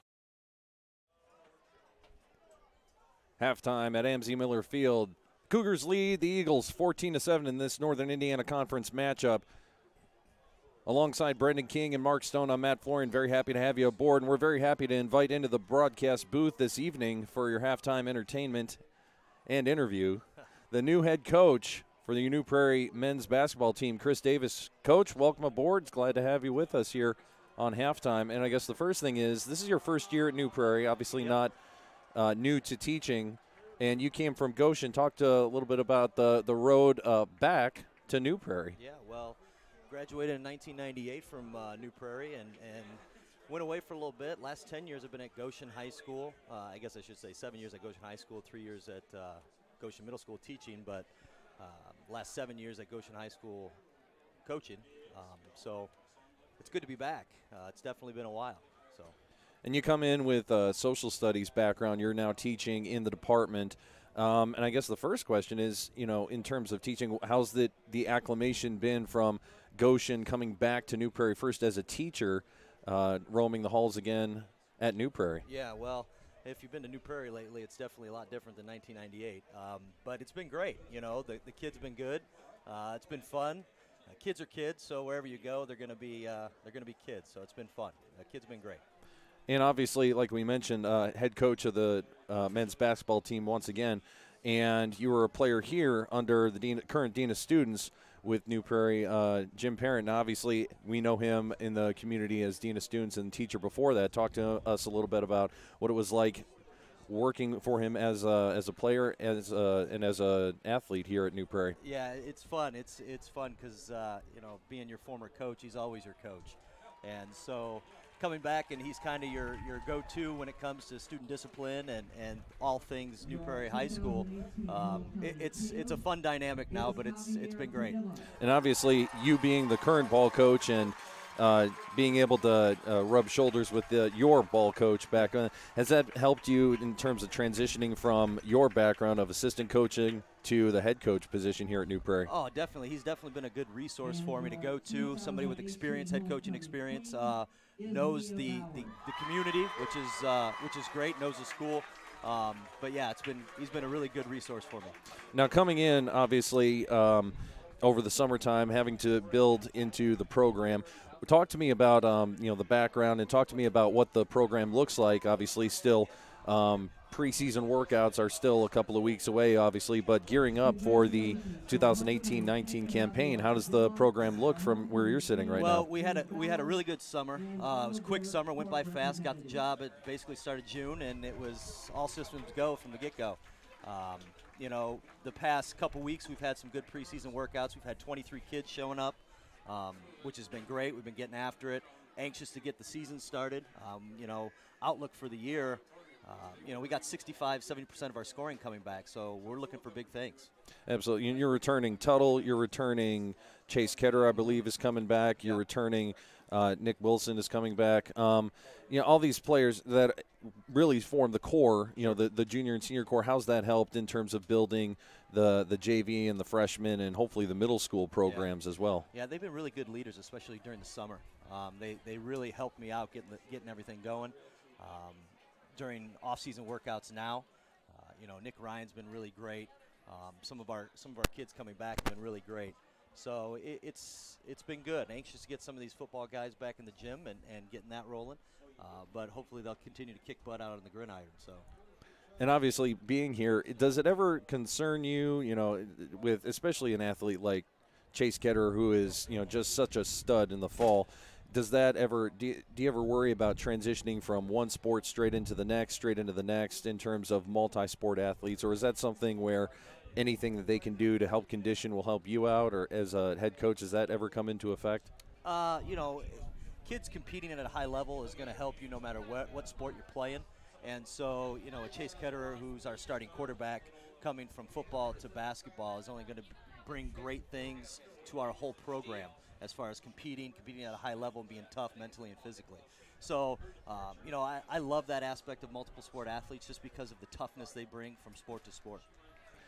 Chris Davis is the fine head coach of the New Prairie men's basketball team. We'll be covering some of those games later on in the wintertime. Chris, looking forward to seeing you. Sir. Appreciate and the looking time. forward to see you on Monday anytime. All right. Go Cougars. Thanks so much.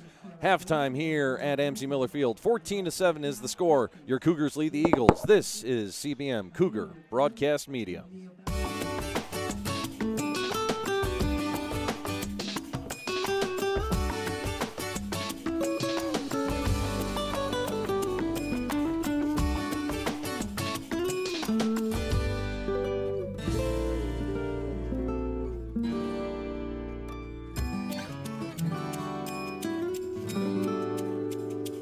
Sharing.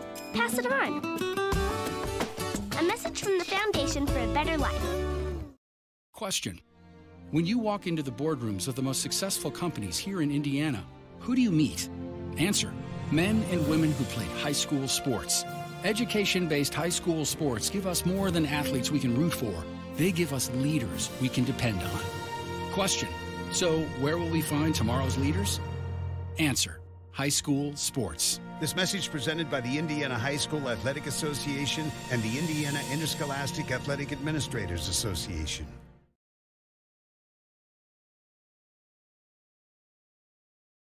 We welcome you back to New Prairie High School. A 14-7 lead for the New Prairie Cougars over the South Bend Adams Eagles.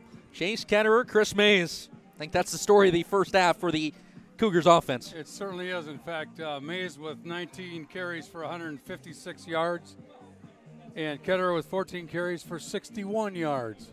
Ketterer also 1 of 2 passing for 5 yards, so that really is not the Cougars' forte to have the passes out there. On the other side, Adams is all about the pass. So tonight, Adams is 8 for 16 for 116 yards tonight. Let's look at the stats. New Prairie with 9 first downs, Adams with 8. Rushing yards, New Prairie 33 carries for 217 yards, Adams 9 carries for 45 yards. Passing again, New Prairie 1 for 2, and South Bend Adams 8 out of 16 for 116 yards. The Cougars with only 5 yards passing. Neither team has punted tonight. So it's been a grinded out kind of game. Yep. No fumbles. Penalties costing Adams a little bit of yardage, 3 for 30. The Cougars 2 for 15 yards. Well, additionally, we've seen both teams convert on at least one fourth down. It was a 4th and 7 play for South Bend Adams. They even went for it on 4th and 18. They did. And, that was the play where they came up short. But I think the story of that second quarter, Mark, at least, was, South Bend Adams got that one stop after New Prairie scored on their opening drive. That was kind of maybe a momentum shifter, but then Chris Mays gets that carry right side all the way to the 2, and they punch it in on the Ketterer 1-yard rush, and that's really when they got the momentum back. But, for an instant there, South Bend Adams maybe got a string of momentum, a little bit of positivity, but then taking it right back was Ketterer and Mays on that big run. But I think we're going to see South Bend come out a little bit more on fire the second half after that big stop at the end of the first half with Thomas holding him out of the end zone with only a couple tenths of a second left on the clock. Yeah, if you're just joining us, Mark is mentioning the last play of the first half. It was a little run with about 9 seconds left. Out to Mays on the right side. He went down maybe with 5 seconds left. And there was just not enough time to get off another play. So the half ended 14-7. Currently, New Prairie has taken the field. They are stretching out. South Bend Adams is on the far sideline from the broadcast booth. 14-7 the score. And we remind you to stay up to date with all the coverage of New Prairie High School from Cougar Broadcast Media by hitting the red subscribe button on YouTube. Watch school events, announcements, interviews, and, of course, athletic events like this one on your smartphone, tablet, or computer, wherever you are. From Cougar Broadcast Media, your home for New Prairie Athletics. With the score 14-7 at the start of the second half here, we'll give you some scores from around town. Angola shutting out Fairfield 56-0 in the fourth quarter. Bremen leading Mishawaka Marion 14-7 at halftime. Central Noble 24, Lakeland 20 in the third quarter. Eastside 21, Prairie Heights nothing in the second quarter. Jimtown leading Concord 6-0 in the third quarter. Here's a big one. Mishawaka tied up with Elkhart Central in the third quarter at 8. It was 8-6 the last time we looked at it. And possibly a safety, maybe? Is a 2-point conversion, possibly. Northwood 42, Northridge 10, third quarter. Penn is leading South Bend St. Joseph 14-7, another Northern Indiana North Conference game. South Bend Riley shutting out South Bend Clay 20-0 first quarter. South Bend Washington all over John Glenn 21-3 at half. Warshaw shutting out Goshen 21-0 in third quarter. West Noble 14, Garrett 3. First quarter action. Culver Academy 6, Elkhart Memorial nothing. And right here, New Prairie 14, South Bend Adams 7 at the start of the second half. I'm Brendan King, joined alongside Mark Stone. Well, as we mentioned, it was the Chase Ketterer and Chris Mays show for the Cougars in the first half. You expect that here in the second half, but we talked about a little bit during this halftime is that the temperature is dropping a little bit. Not like as we started this game. It was warmer. The sun was setting, but now nightfall, the lights are on. So I think you mentioned it's going to get down to 40 degrees tonight? That was the prediction, so we'll see. 40s and low 40s tonight and tomorrow night both. So it's going to be chilly. Well, you mentioned the Mays and Ketterer combination. I think we're seeing a lot of Armstead and Gray on the passing side for the Eagles. And we'll see how things happen in the second half. But I think New Prairie needs to clean up the communication issues. They lost 2 of their timeouts to communication problems in that second quarter and ended up not being able to call one when they were on, close to the goal line at the end of that first half.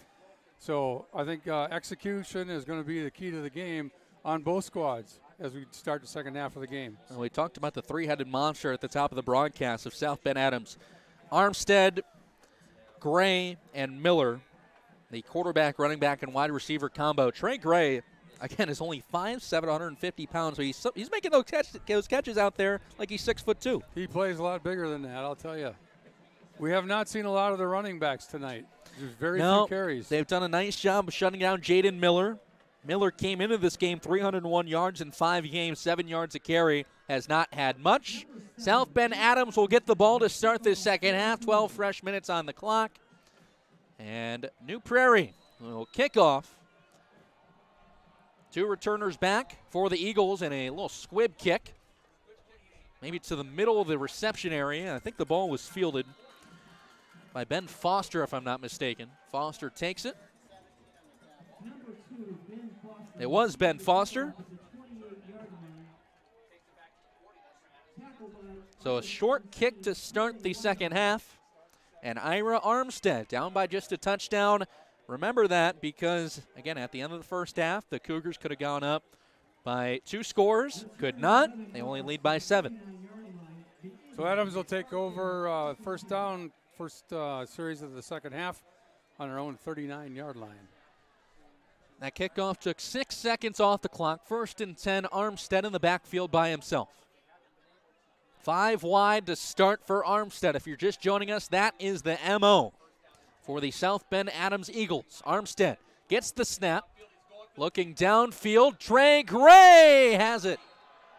No, excuse me, that's Ben Foster. Ben Foster with now, normally that's Trey Gray that's going out deep. Gray Normally kept it on the left side. Ben Foster. So Foster just retrieved the kick. 31 yards, and that's the same exact thing that South Bend Adams did to start this game. They went deep to Trey Gray. That time it's to Foster. And give Armstead credit. He stood in there when that pocket was collapsing around him. I think a couple Cougars actually had hands on him. Already in Cougar territory, and Armstead's going to keep it himself. Looking left, juking out a couple, and he will get to the near sideline. Number 3, Ira Armstead, the ball carrier. Tackle by number 16, Ian Clock ticks as we're getting close to a minute gone in the third quarter. 14-7 the score. Cougars lead by a touchdown. Second down and 3. 2nd and 3 for Adams. A 7-yard carry. 5 wide for the quarterback. Backfield by himself, 5 offensive linemen. Here comes the rush for New Prairie. Armstead looking right. Passes off and passes complete. They'll get a first down after a gain of about 4. Jaden Miller with that reception.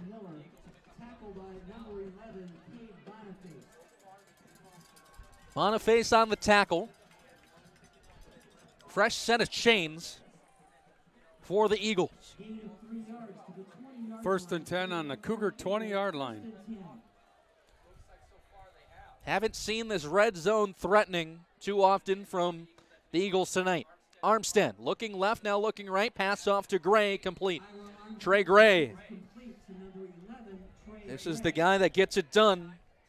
39th reception this year. He came into this game at 692 yards. He's now well over 700. Armstead with a pretty accurate arm, proven by that pass because the Cougars were all over Gray, and he snuck it in there. 2 minutes gone in this third quarter. Wind is blowing in to the faces of the South Bend Adams Eagles. Armstead takes it himself. Towards the middle, cutting across to the left. Armstead's got room and is in for the touchdown. Ira Armstead makes it 14-13. Armstead runs this one in, his 7th rushing touchdown of the year. And now with an extra point, the Eagles can tie it up. And that was an 18-yard carry for Armstead. So Armstead, we talked about in the first half, a guy that's not afraid to break the pocket. Amanda Abner is on for the PAT. The lefty kick is up and kick is right through, and we're tied at 14. 9:47 to play in the third quarter. All squared away. The Cougars get the ball back next. You're listening to CBM Cougar Broadcast Media. Halloween Fest is back! And this year there's even more rides! Yeah! Friday, September 21st through Sunday, September 23rd at John Glenn High School. It's getting bigger and better with some big booming fireworks. We're Transforming John Glenn High School into a full-blown carnival midway with kids rides and big rides. Live entertainment, one gigantic garage sale, a petting zoo, great times, good food, and new rides. Following Fest at John Glenn High School. Brought to you by TCU, R&B Car Company, and Polygon. Followingfest.com. See you soon. We welcome you back in a 14-14 tie. 9:47 left to play in the third quarter. Glad to have you with us on CBM Cougar Broadcast Media, everybody. I'm Brendan King alongside Mark Stone, and for the first time tonight, we have really seen the New Prairie defense on their heels. We certainly did, and Adams executing their passing game, that 5 wide, really tends to spread that defense, and it kind of leaves the defensive backs all on their own against those receivers. Now, that is not to say that Armstead has not completed big passes in the first half, but that's really the first time where you've seen him march downfield really without any response from the New Prairie defense. Correct, and without any penalties on the part of Adams. That's true. That's true. Penalties have been a problem. Kickoff.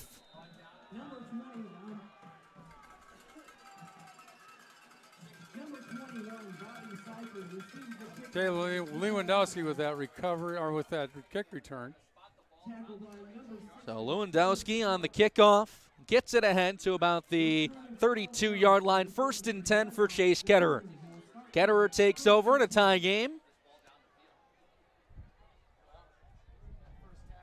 South Bend Adams has not led tonight. They have only been able to tie it.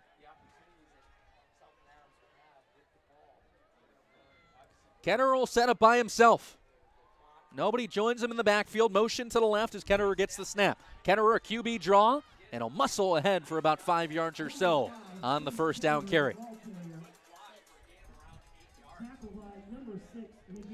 Miguel Zinowitz, we've said his name a lot on defense. He plays on both sides of the ball, but Zinowitz is the guy that plays the furthest back. We touched on this in the first half, Mark, is that they're not playing a far back safety or really a defensive backfield secondary whatsoever. They just have Zinowitz at enough depth where if there's a pass, he can go get him, but he can also charge ahead.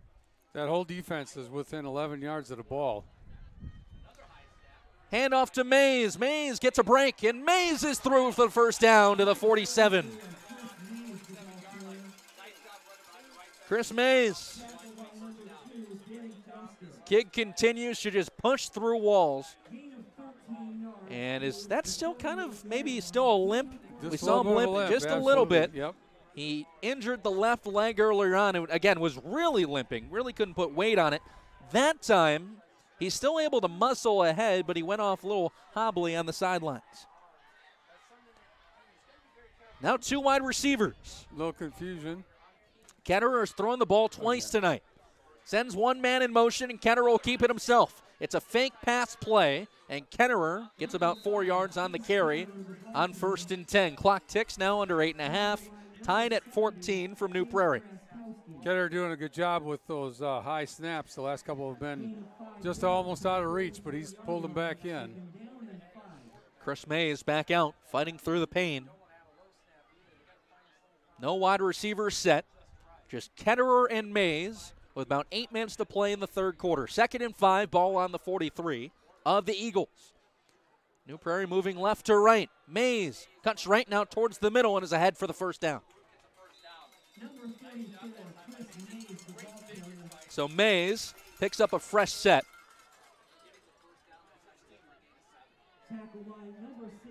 Claude Neely on the tackle.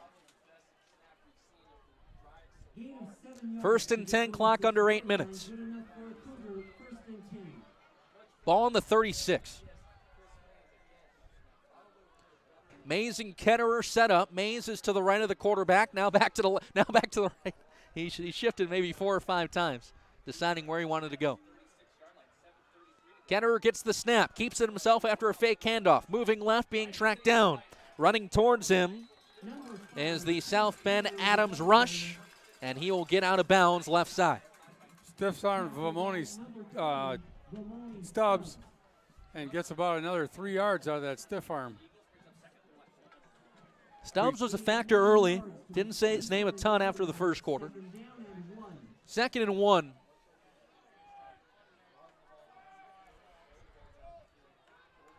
Wind is now shifted again, is blowing in the face of the New Prairie Cougars. Thankfully, Ketterer is not relying on the pass play to get it up in the air. Hand off Mays, sweep right. Mays flagged down. Mays moving towards the right hash and is attacked by a couple Eagles and brought down. Guess who got that tackle? Zenowitz on it again. All over. Holding on the Cougars. Zenowitz, 2 interceptions this year. Averages 6 tackles a game, but he's well over that mark. He certainly is. So after the holding penalty, the Cougars will be brought back to around the 40. 10-yard penalty for holding. It'll be 2nd and 13 for the Cougars on the Adams 39-yard line. Infraction moves the ball to the 40-yard line. Second down and 14. Ketterer with Mays in the backfield. No wide receiver set. Offensive line pushing as Ketterer sweeps it away from Mays in the read option and skips along for a few. So that'll break into the hole of the 2nd and 13 play. 3rd and maybe about 5.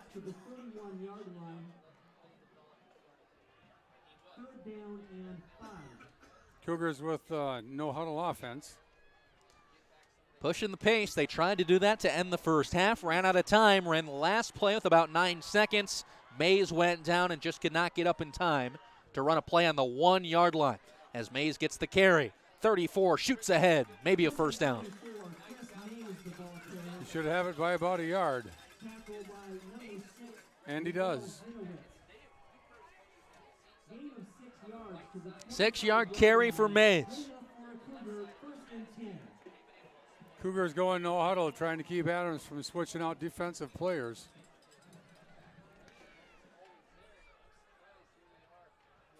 Mays has over 700 rushing yards now this year after 2 big rushes tonight. Ketterer, quarterback keeper. Ketterer has some room left side. Ketterer breaking away far sideline and is tackled by 1 Eagle. Ben Foster grabbing him before he makes that corner to get into the end zone. Ketterer needed 1 more break and he was there. Nonetheless, 1st and 10 for the Cougars. Tied at 14. 5:16 to play in the 3rd quarter. Cougars on their own on Adams' 13-yard line. And these are 2 teams that not one has attempted a field goal this year. We saw Adams go for it on 4th and 18. I think that's the case that we're not going to see any field goals tonight. Ketterer to Mays. Mays threw for the touchdown.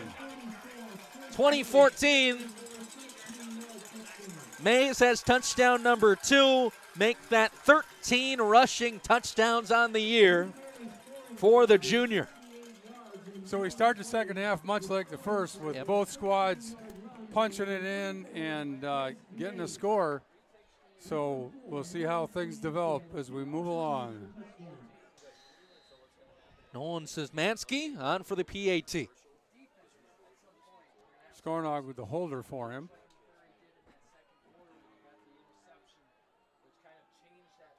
Snap is off, kick is up, kick is good. Szymanski makes it 21-14. It's a 1-possession game again.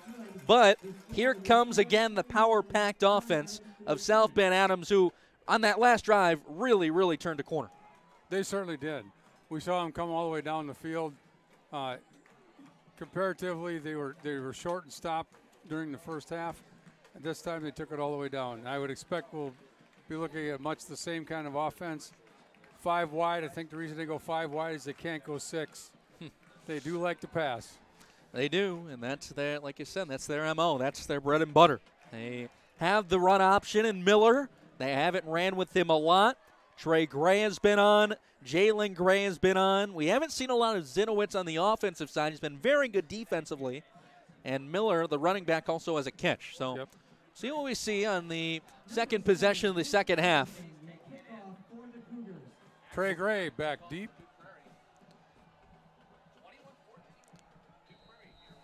Along with Jaden Miller, looks like, for the Eagles. Squib kick. They don't want him to touch it. Retrieved by Hooks. Kyle Hooks to his right. And hooks on the right hash line is brought down at the 30.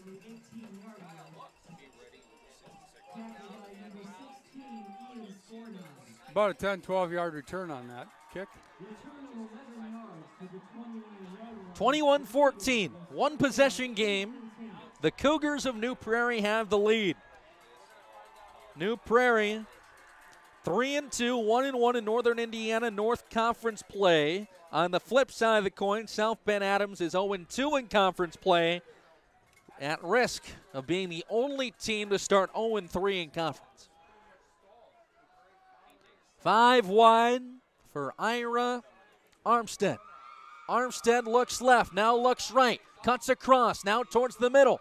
Armstead is through for a first down and is tackled at about the 39-yard line. And how many times have we said that, that 5 wide makes New Prairie respect the pass, but Armstead is not afraid to break up that play. No, he's not, and he shed about 3 tacklers on that run, so he is a strong young man coming out of that backfield and on the run.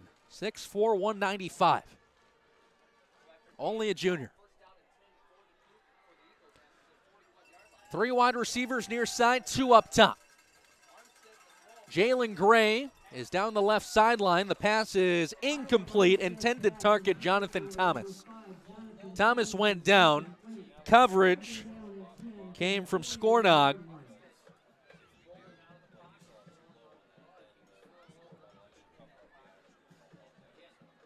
Defensive backfield has really done a good job tonight for the Cougars. This is a tough position to be put in, especially in high school ball. Not every team has this ability to go 5 wide with really every wide receiver being pretty talented. Yes, absolutely. Armstead by himself, gets the snap, looking left, pass off, complete, but a good tackle by the Cougars, and Skornog again on the coverage, pass complete to Jonathan Thomas. Really the same play, same route from Thomas that they just tried after the incomplete pass, but Skornog, a solid job of keeping with him and bringing him down for not much of a gain. No, Skornog sniffs that one out, and he met him as soon as that ball hit his hands. He was on the way down. 3:40 to play in the third quarter, 3rd and 6, ball on the Eagles' 45. They trail by a touchdown, 21-14. And again, they have 2 plays left on this drive. They are not going to punt. Thomas was in the backfield. He's moved up. Armstead. Here comes the rush. Armstead, right sideline. Armstead's going to be short. They knock Armstead out at the 48, maybe 2 yards short of the first down. He was lucky. Weber just about had him in the backfield, and he stepped through it. So good run by Armstead. Kyle Weber, as Mark mentioned, was there. And again, this is an offense that will not settle for a punt. Ball on the 47, 4th and 4. Armstead, 5 wide receivers again. Defensive backfield ready. Armstead looks right, pass complete to Trey Gray, who again has a first down, almost automatic when you throw it up there for Gray on a late down. Klemzak with that stop, but a little bit late being past the first down marker. Fresh set of downs for the Eagles. Give Gray credit. He knows where he is on that field, and he was just past the markers when he got hit. He is now over 700 receiving yards this year. So Armstead has new life. 2:55 to play in the third quarter. 1 possession game. Armstead gets the snap, juking a couple, running towards the middle, and is going to be knocked down by 3 or 4 Cougars, ahead for maybe 5 or 6 yards. Kyle Weber on the coverage. Connor Scherber also along with him on that tackle. So Weber finally gets to Armstead after nearly sacking him. He carried a couple of Cougars for about 3 more yards on that run, too. Kyle Weber and Dylan Rose have teamed up for 4 combined sacks today. Armstead has thrown the only interception of the game. And the first interception this year caught by the defense of the Cougars, and 3 flags are up in the air I believe that was a little movement on the Eagle line. We'll see. Penalty is on Adams. 5-yard false start. The whole right side of that Adams line decided to leave together just a hair early, so it's going to cost them 5.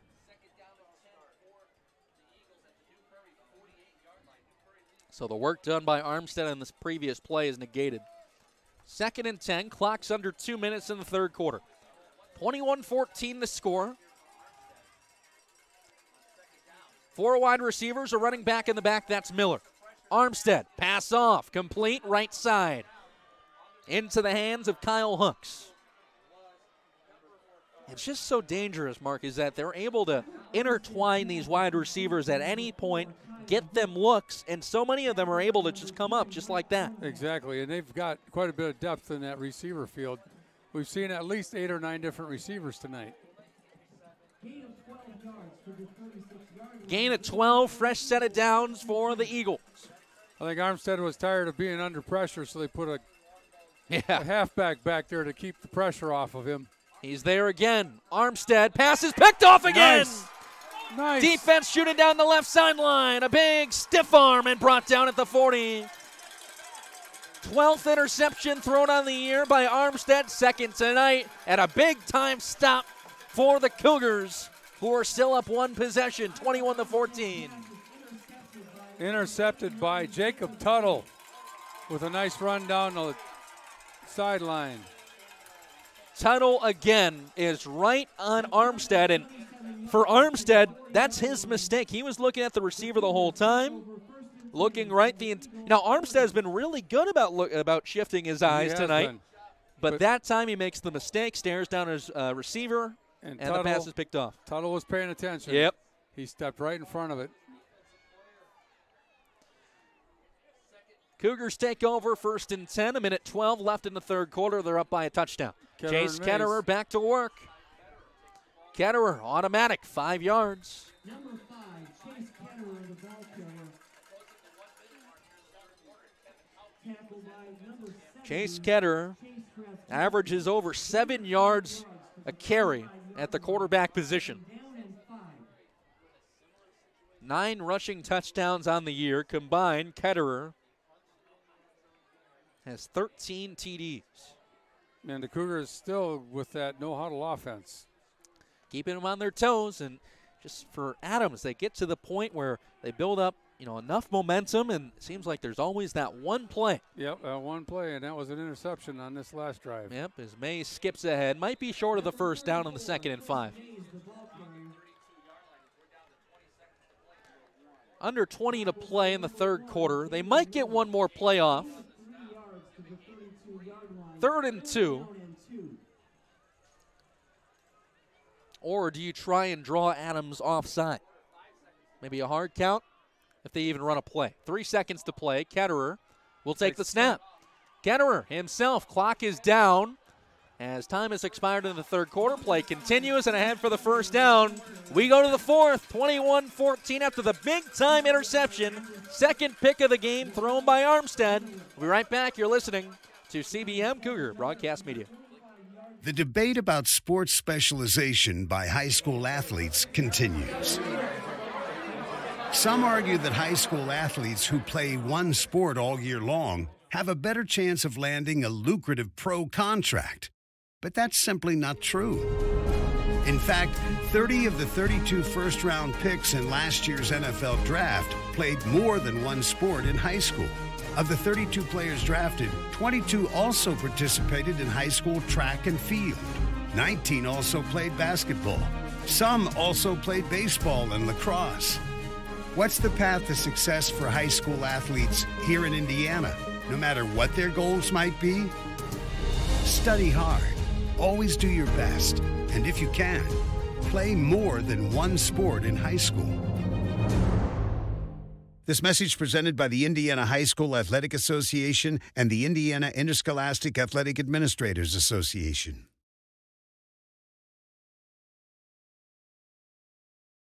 Back to Amzie Miller Field, where the Cougars are up 21-14 over the Adams Eagles. Stay up to date with all the coverage of New Prairie High School from Cougar Broadcast Media by hitting the red subscribe button on YouTube. Watch school events, announcements, interviews, and, of course, athletic events on your smartphone, tablet, or computer, wherever you are. Cougar Broadcast Media, your home for New Prairie athletics. Chase Ketterer, the snap off to Mays, who runs up the middle. Ketterer, before we broke for the fourth quarter, Ketterer picked up the first down with no time remaining as the clock ticked down in the third.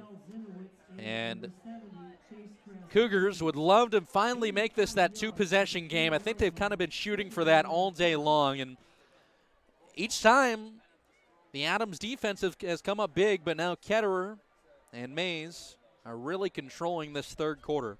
30 seconds have passed, 2nd and 5. No wide receivers for the bunch.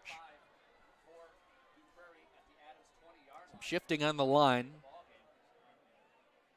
as Ketterer has the snap, a quarterback keeper. Ketterer using a wall of Mays, and Ketterer breaks 3 to the 8-yard line. It's got to be a little frustrating as a defensive coordinator. We get that bunch offensive line every play, and it's a running play every play, and we know it's coming. We keep our guys within 10 yards of the ball, and still the Cougars tend to keep pounding it down our throat. Ketterer is now over 600 rushing yards on the year. 11 minutes to play in the third quarter. 21-14, Cougars threatening.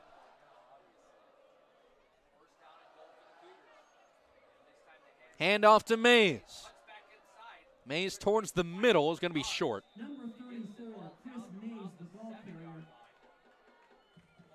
Second and goal for the Cougars. Mays always keeping his eyes downfield. That time he was sweeping left. He saw that opening in the middle, and he made a quick cut and drove right through the middle of the line. No receivers on 2nd and goal. Offensive line shifts 1 pair.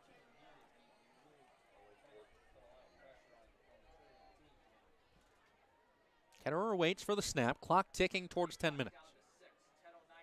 2nd and goal. Ketterer. Ketterer touchdown. Chase Ketterer. Another rushing touchdown. Nope. Oh, no. Did he not get in? They're going to call him short. He's got to be Looks like he was going to be pushed. Yeah. Has to be 3rd and inches, right? Absolutely.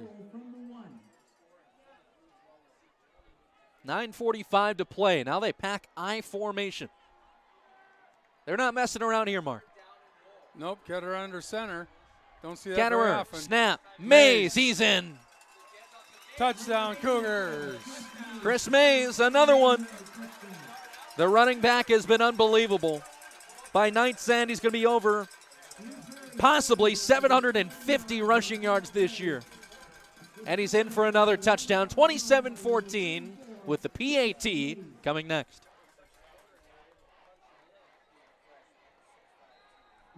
We got Szymanski out there for our extra point attempt.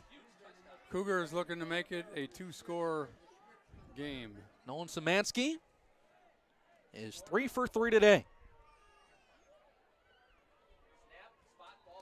Make that 4 for 4, and Szymanski on the year now is 21 out of 24 on PATs. Staying consistent, and that 2-possession lead finally now coming for the Cougars. But still 9:34 to play, an offense that kind of rushed you downfield earlier on in the ball game. This offense led by Armstead is nothing to sleep on. You got to stay with that foot on the pedal. They absolutely do. I don't expect we'll see any changes on this next possession. Just so interesting how this Adams defense has come along this year, and kind of in a bad way. Again, they allowed 30 combined points in their first 3 games, but now in conference play have given up 51, 48, and now 28 so far tonight. The Northern Indiana North Conference has not been kind to the Eagles thus far. Ackerson with a kick, a nice deep kick. Kyle Hooks with the run back. Hooks breaks loose, he's got some room. Brings it back to about the 39 or 44-yard line. Nice return by Hooks. He gives the Eagles pretty good field position And Ira Armstead has to work out of this hole. You get another defensive stop here. You run at the clock a little bit. You can win this homecoming game. Absolutely. But, again, that is no easy task against this power-packed offense. Ira Armstead has thrown for over 1,300 yards already this year in 6 games. Completes 48% of his passes. Has thrown 2 picks in this game. The first 2 interceptions of the year by the Cougars defense. Armstead throws at the screen left side, complete. I think that's Jonathan Thomas. Oh, no, Zinowitz. Yep. Zinowitz. So he gets in on the offense after really been a defensive factor all night long. That's the first time we've seen a throw that hasn't been downfield for Armstead. I've never called, broadcast, or even watched an offense that has just this many weapons as a wide receiver. It's unbelievable. It's unbelievable. They're going 5 wide again. Closest wide receiver is Jaden Miller, near side. Being set up by Klemzak. Armstead looking right. Armstead's going to keep it himself. Here comes the rush. Armstead is still on his feet. Armstead looking right at the 45. He gets a block. Flags down. Armstead, left side. Armstead still in play. And it's going to be brought down at the original line of scrimmage. Unbelievable. But don't forget, there's a couple flags on the play right at about midfield. Armstead should have gone down maybe 2 or 3 separate times there. Yep. And he stayed on his feet.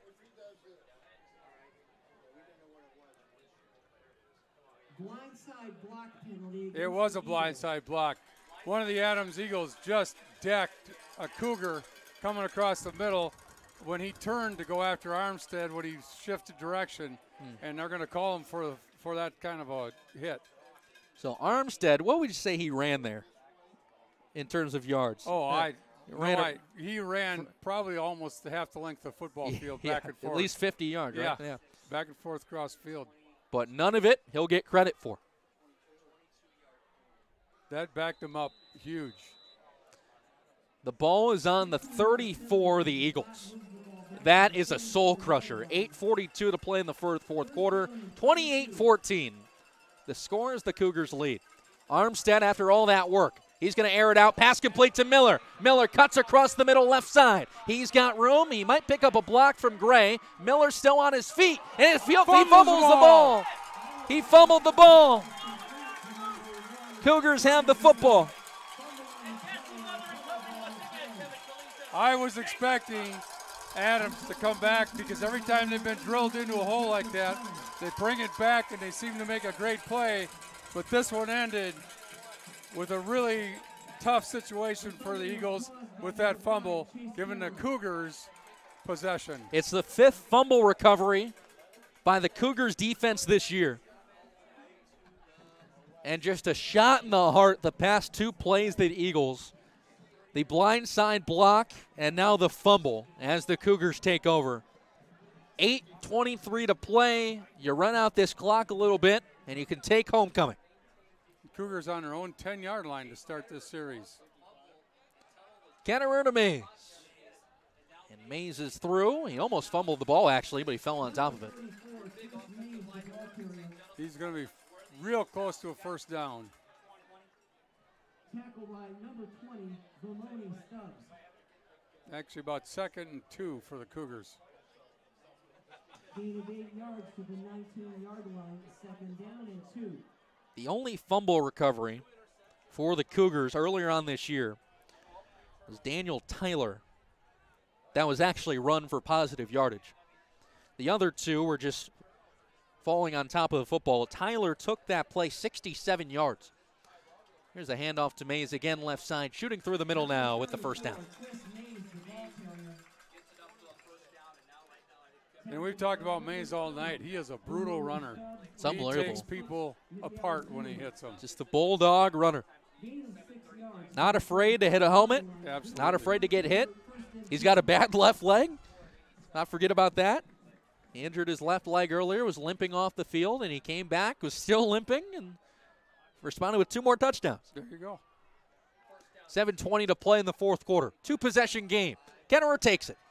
Ketterer Man down on the field for the Cougars, and Ketterer's going to get hit. Ketterer was down one offensive lineman who is now just being brought up. I think, if I'm not mistaken, that was Hernandez. No, 52, Kyle Weber. Yeah, Weber. It was Weber. Either way, he was short one lineman. He was. Clock ticks under 7.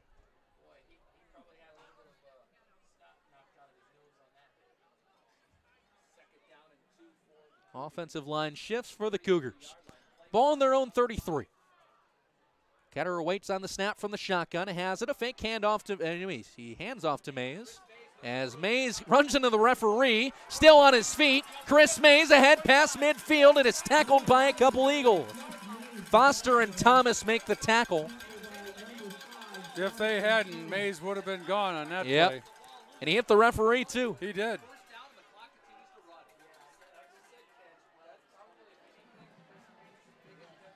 I can see why Weber was sitting down. If you take a look at number 70 for the Eagles, Trzaskowski, he is one big piece of humanity. Yes, he is.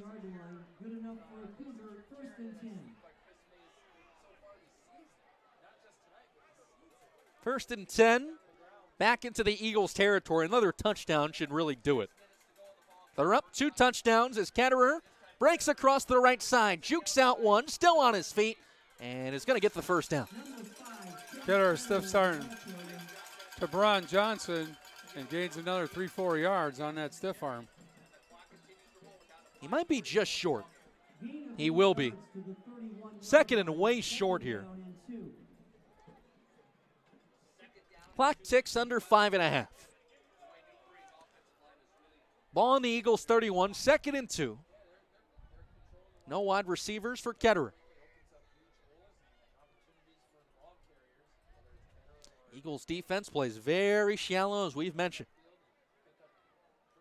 Mays takes the handoff, looking for a block left side, and Mays is so tough to be brought down. He's got the first. Very patient running on that run for Mays. He waited for his blockers to set up and created a hole for him. The Cougars continuing to grind it down the field. They get a few more plays in, it's going to be tough to come back for the Eagles. Yeah, this is what we talked about, right? You know, they're closing the game strong. They're threatening. Go now 2-1 in conference play. Penn and Mishawaka currently lead the conference. New Prairie is in third, knocking right on the door. Still in last are the Eagles, who are threatening, falling 0-3 as Mays skips away for a couple.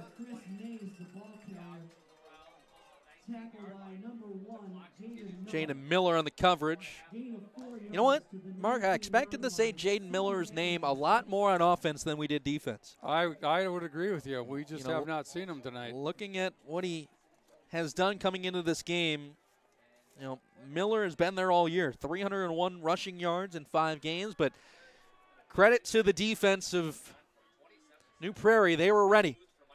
Obviously, you know, it's tough to stop, you know, a 3-headed monster like that as Ketterer takes it.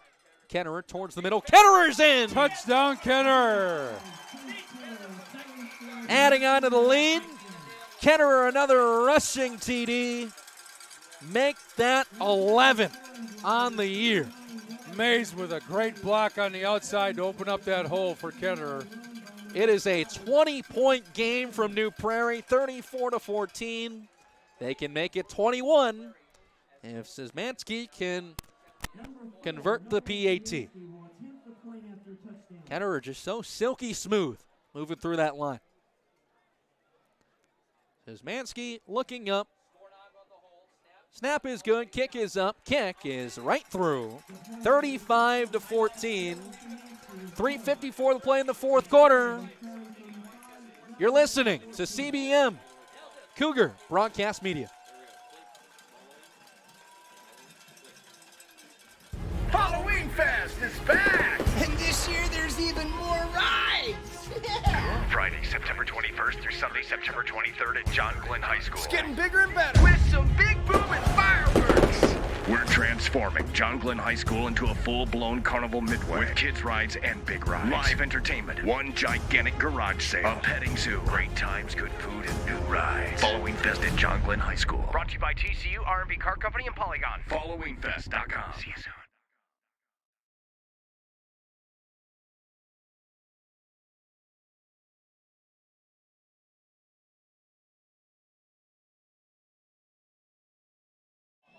Welcome back to Amzie Miller Field, where the Cougars lead the Adams Eagles 35-14, and they're setting up for a kickoff after the Cougars just scored, Brennan.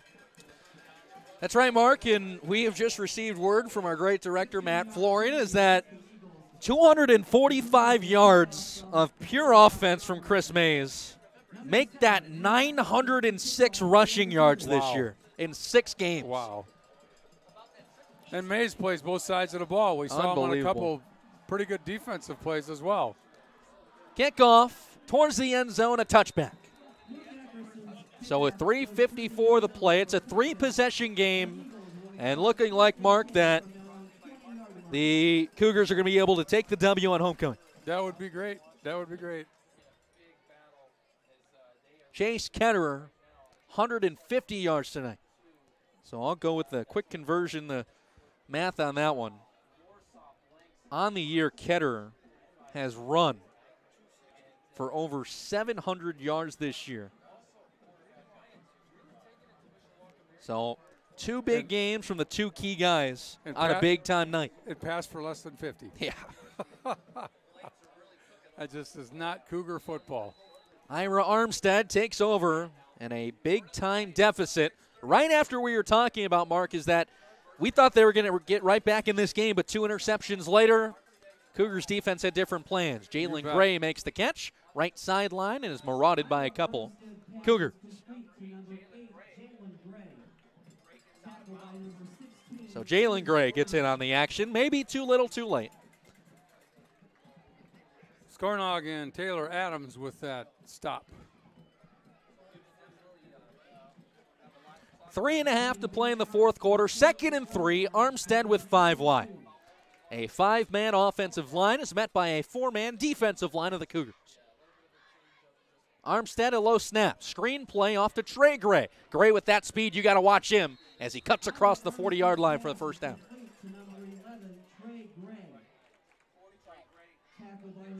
Adams going to a little more of the side pass than a downfield pass in the last couple of series. Haven't seen a lot of screens. Really, that might be the first or second screen we've seen from them. Yep. They've run some pretty good slants. Gray really just runs, and they catch him. And he finds them. Yep. 1st and 10 Eagles. Armstead will take it himself. Armstead cuts across 2 linebackers, and he's through for the first down. Ira Armstead, you know what? Even if the Eagles defense could not keep away the Cougars offense, Armstead has been a constant, even with the 2 picks. And, you know, as much as those 2 picks were on him, he's been aggressive. He has. And I think if Taylor Adams wouldn't have got that tackle, he would have had quite a few more yards on that carry. Armstead in his white South Bend Adams jersey, blue pants, a blue helmet. Screen play, Trey Gray, another first down, marching up the field. This is similar to what we saw in the 3rd quarter, is that South Bend Adams had a really nice drive and scored on that first possession. Yep. And it looked like it was going to maybe get to a closer game, but then New Prairie collected themselves. They were able to get back in it. But this is the South Bend Adams offense that we saw earlier that strangely was gone for maybe a quarter and a half. I would agree. Armstead looking to throw. Towards the middle, it's incomplete. Clock stops at 2 minutes and 10 seconds. 2nd and 10 for the Eagles. Ball is on the 39. Kyle Weber again in the backfield, hassling Armstead as he tries to throw that pass.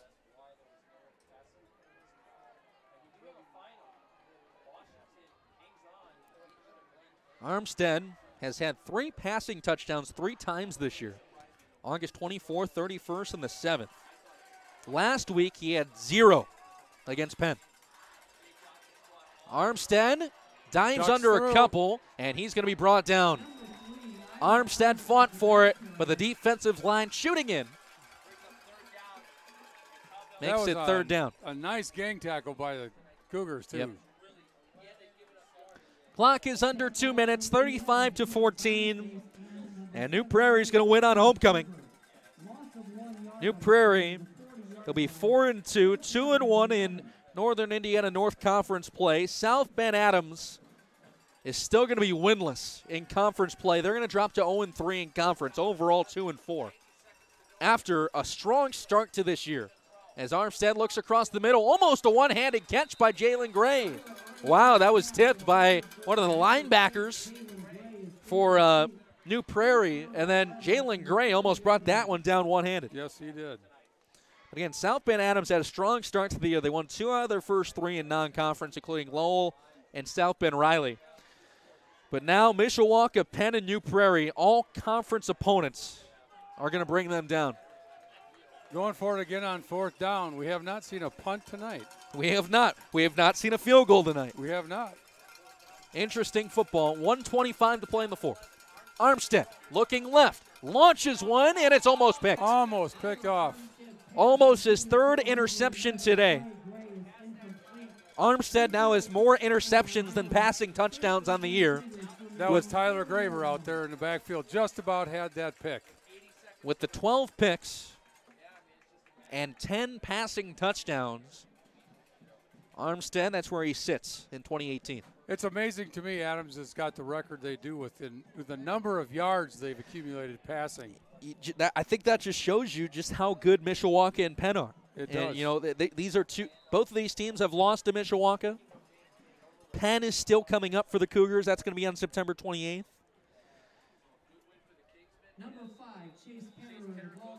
As Ketterer back on offense takes a knee. Clock will tick under 1 minute. 35-14, and the Cougars again are going to win on their homecoming.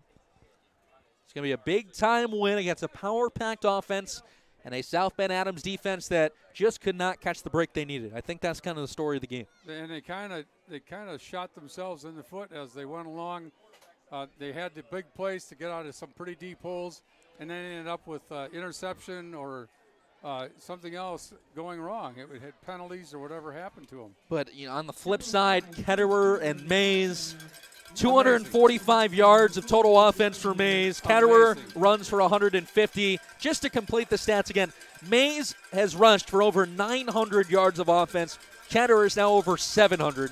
Just unbelievable. Two juniors, how about that? 2 juniors. Those 2 tonight, over 400 yards of offense. That's amazing.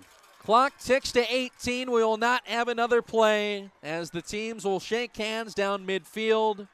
35-14 is the final. As we'll be back to wrap it up in the post-game show after the break against a 35-14 winner on homecoming for the New Prairie Cougars over the South Bend Adams Eagles. Right back after the break. You're listening to CBM Cougar Broadcast Media. Let's go.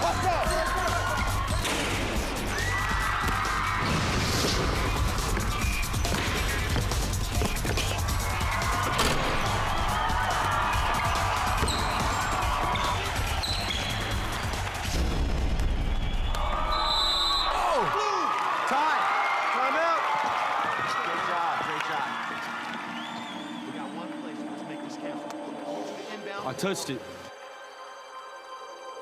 I touched the ball before it went out, Coach. Come on, Alex. The ref did not call that. You gotta be kidding me, Alex. It's the championship game. Talk to him, Coach. I touched it. It's their ball. Don't foul them when they inbound. Team on 3. 1, 2, 3. Nice going, Alex. Sorry, Coach. Alex. Good call. Sportsmanship. Pass it on. Brett. Question. When you walk into the boardrooms of the most successful companies here in Indiana, who do you meet? Answer. Men and women who played high school sports. Education-based high school sports give us more than athletes we can root for. They give us leaders we can depend on. Question. So where will we find tomorrow's leaders? Answer. High school sports. This message presented by the Indiana High School Athletic Association and the Indiana Interscholastic Athletic Administrators Association. We welcome you back one final time on CBM Cougar Broadcast Media. I'm Brendan King alongside Mark Stone, where the New Prairie Cougars have beaten the South Bend Adams Eagles 35-14, the final on homecoming. Let's get right to it, Mark. Is that Chase Ketterer and Chris Mays had season-high days, both of them, in a game where they truly needed it, trying to pick up that big conference win, and now they may be tied with Mishawaka and Penn at the end of the night. They certainly had a great night between the two of them, 400 yards rushing. Yeah, that's amazing. We see that double punch with Ketterer and Mays being the bread and butter for this Cougar offense. And give the defense credit. This is the first time they've faced a 5-wide offense for the whole night, and they hung in there pretty good, getting a couple of interceptions and really kind of hassling Armstead in that backfield occasionally, so they would throw a pick. 245 yards for Mays. That brings them to above 900 yards of rushing offense this year. Ketterer, 150 yards of rushing offense. That brings them above 700 yards. So to go over the records, South Bend Adams drops to 2-4. They have not won a game in the Northern Indiana North Conference yet. They're 0-3. For the New Prairie Cougars, again, they put themselves in contention for first place. Now are 4-2 overall and 2-1 in the conference play. Russ Radke's got to be pretty happy. I would guess the coach is going to be tickled. He will have some things to talk to his players about, however. He will probably talk to that backfield about the 5-wide and the number of yards they got against them. And that's an improvement thing. The team still needs to keep improving. They're going to be facing Penn in a couple of weeks, and Penn's got a pretty high-powered offense as well. Now, another story of tonight's game is the fact that, South Bend Adams, the defensive stops, they had that one big one in the first half. I think you and I both thought that could have gotten them back in the game, but just not able to put all together on that defensive effort. They really had what we thought would be a momentum changer, and it just didn't go their way. The Cougars drove right back down on them and took care of the business tonight. And 35-14, the final tonight from New Prairie High School. We appreciate so much Matt Florian, our director. Thanks for having me out tonight. Used to baseball with the South Bend Cubs. Mark Stone, my broadcast partner. Also appreciate Elizabeth Walker Jr. here at New Prairie and Sarah Stakowski, a freshman here at New Prairie, for the great job tonight on CBM Cougar Broadcast Media. Again, the final score, 35-14 here on homecoming from New Prairie. Thanks for listening, everybody, on CBM Cougar Broadcast Media. My name is Brendan King, saying so long for tonight.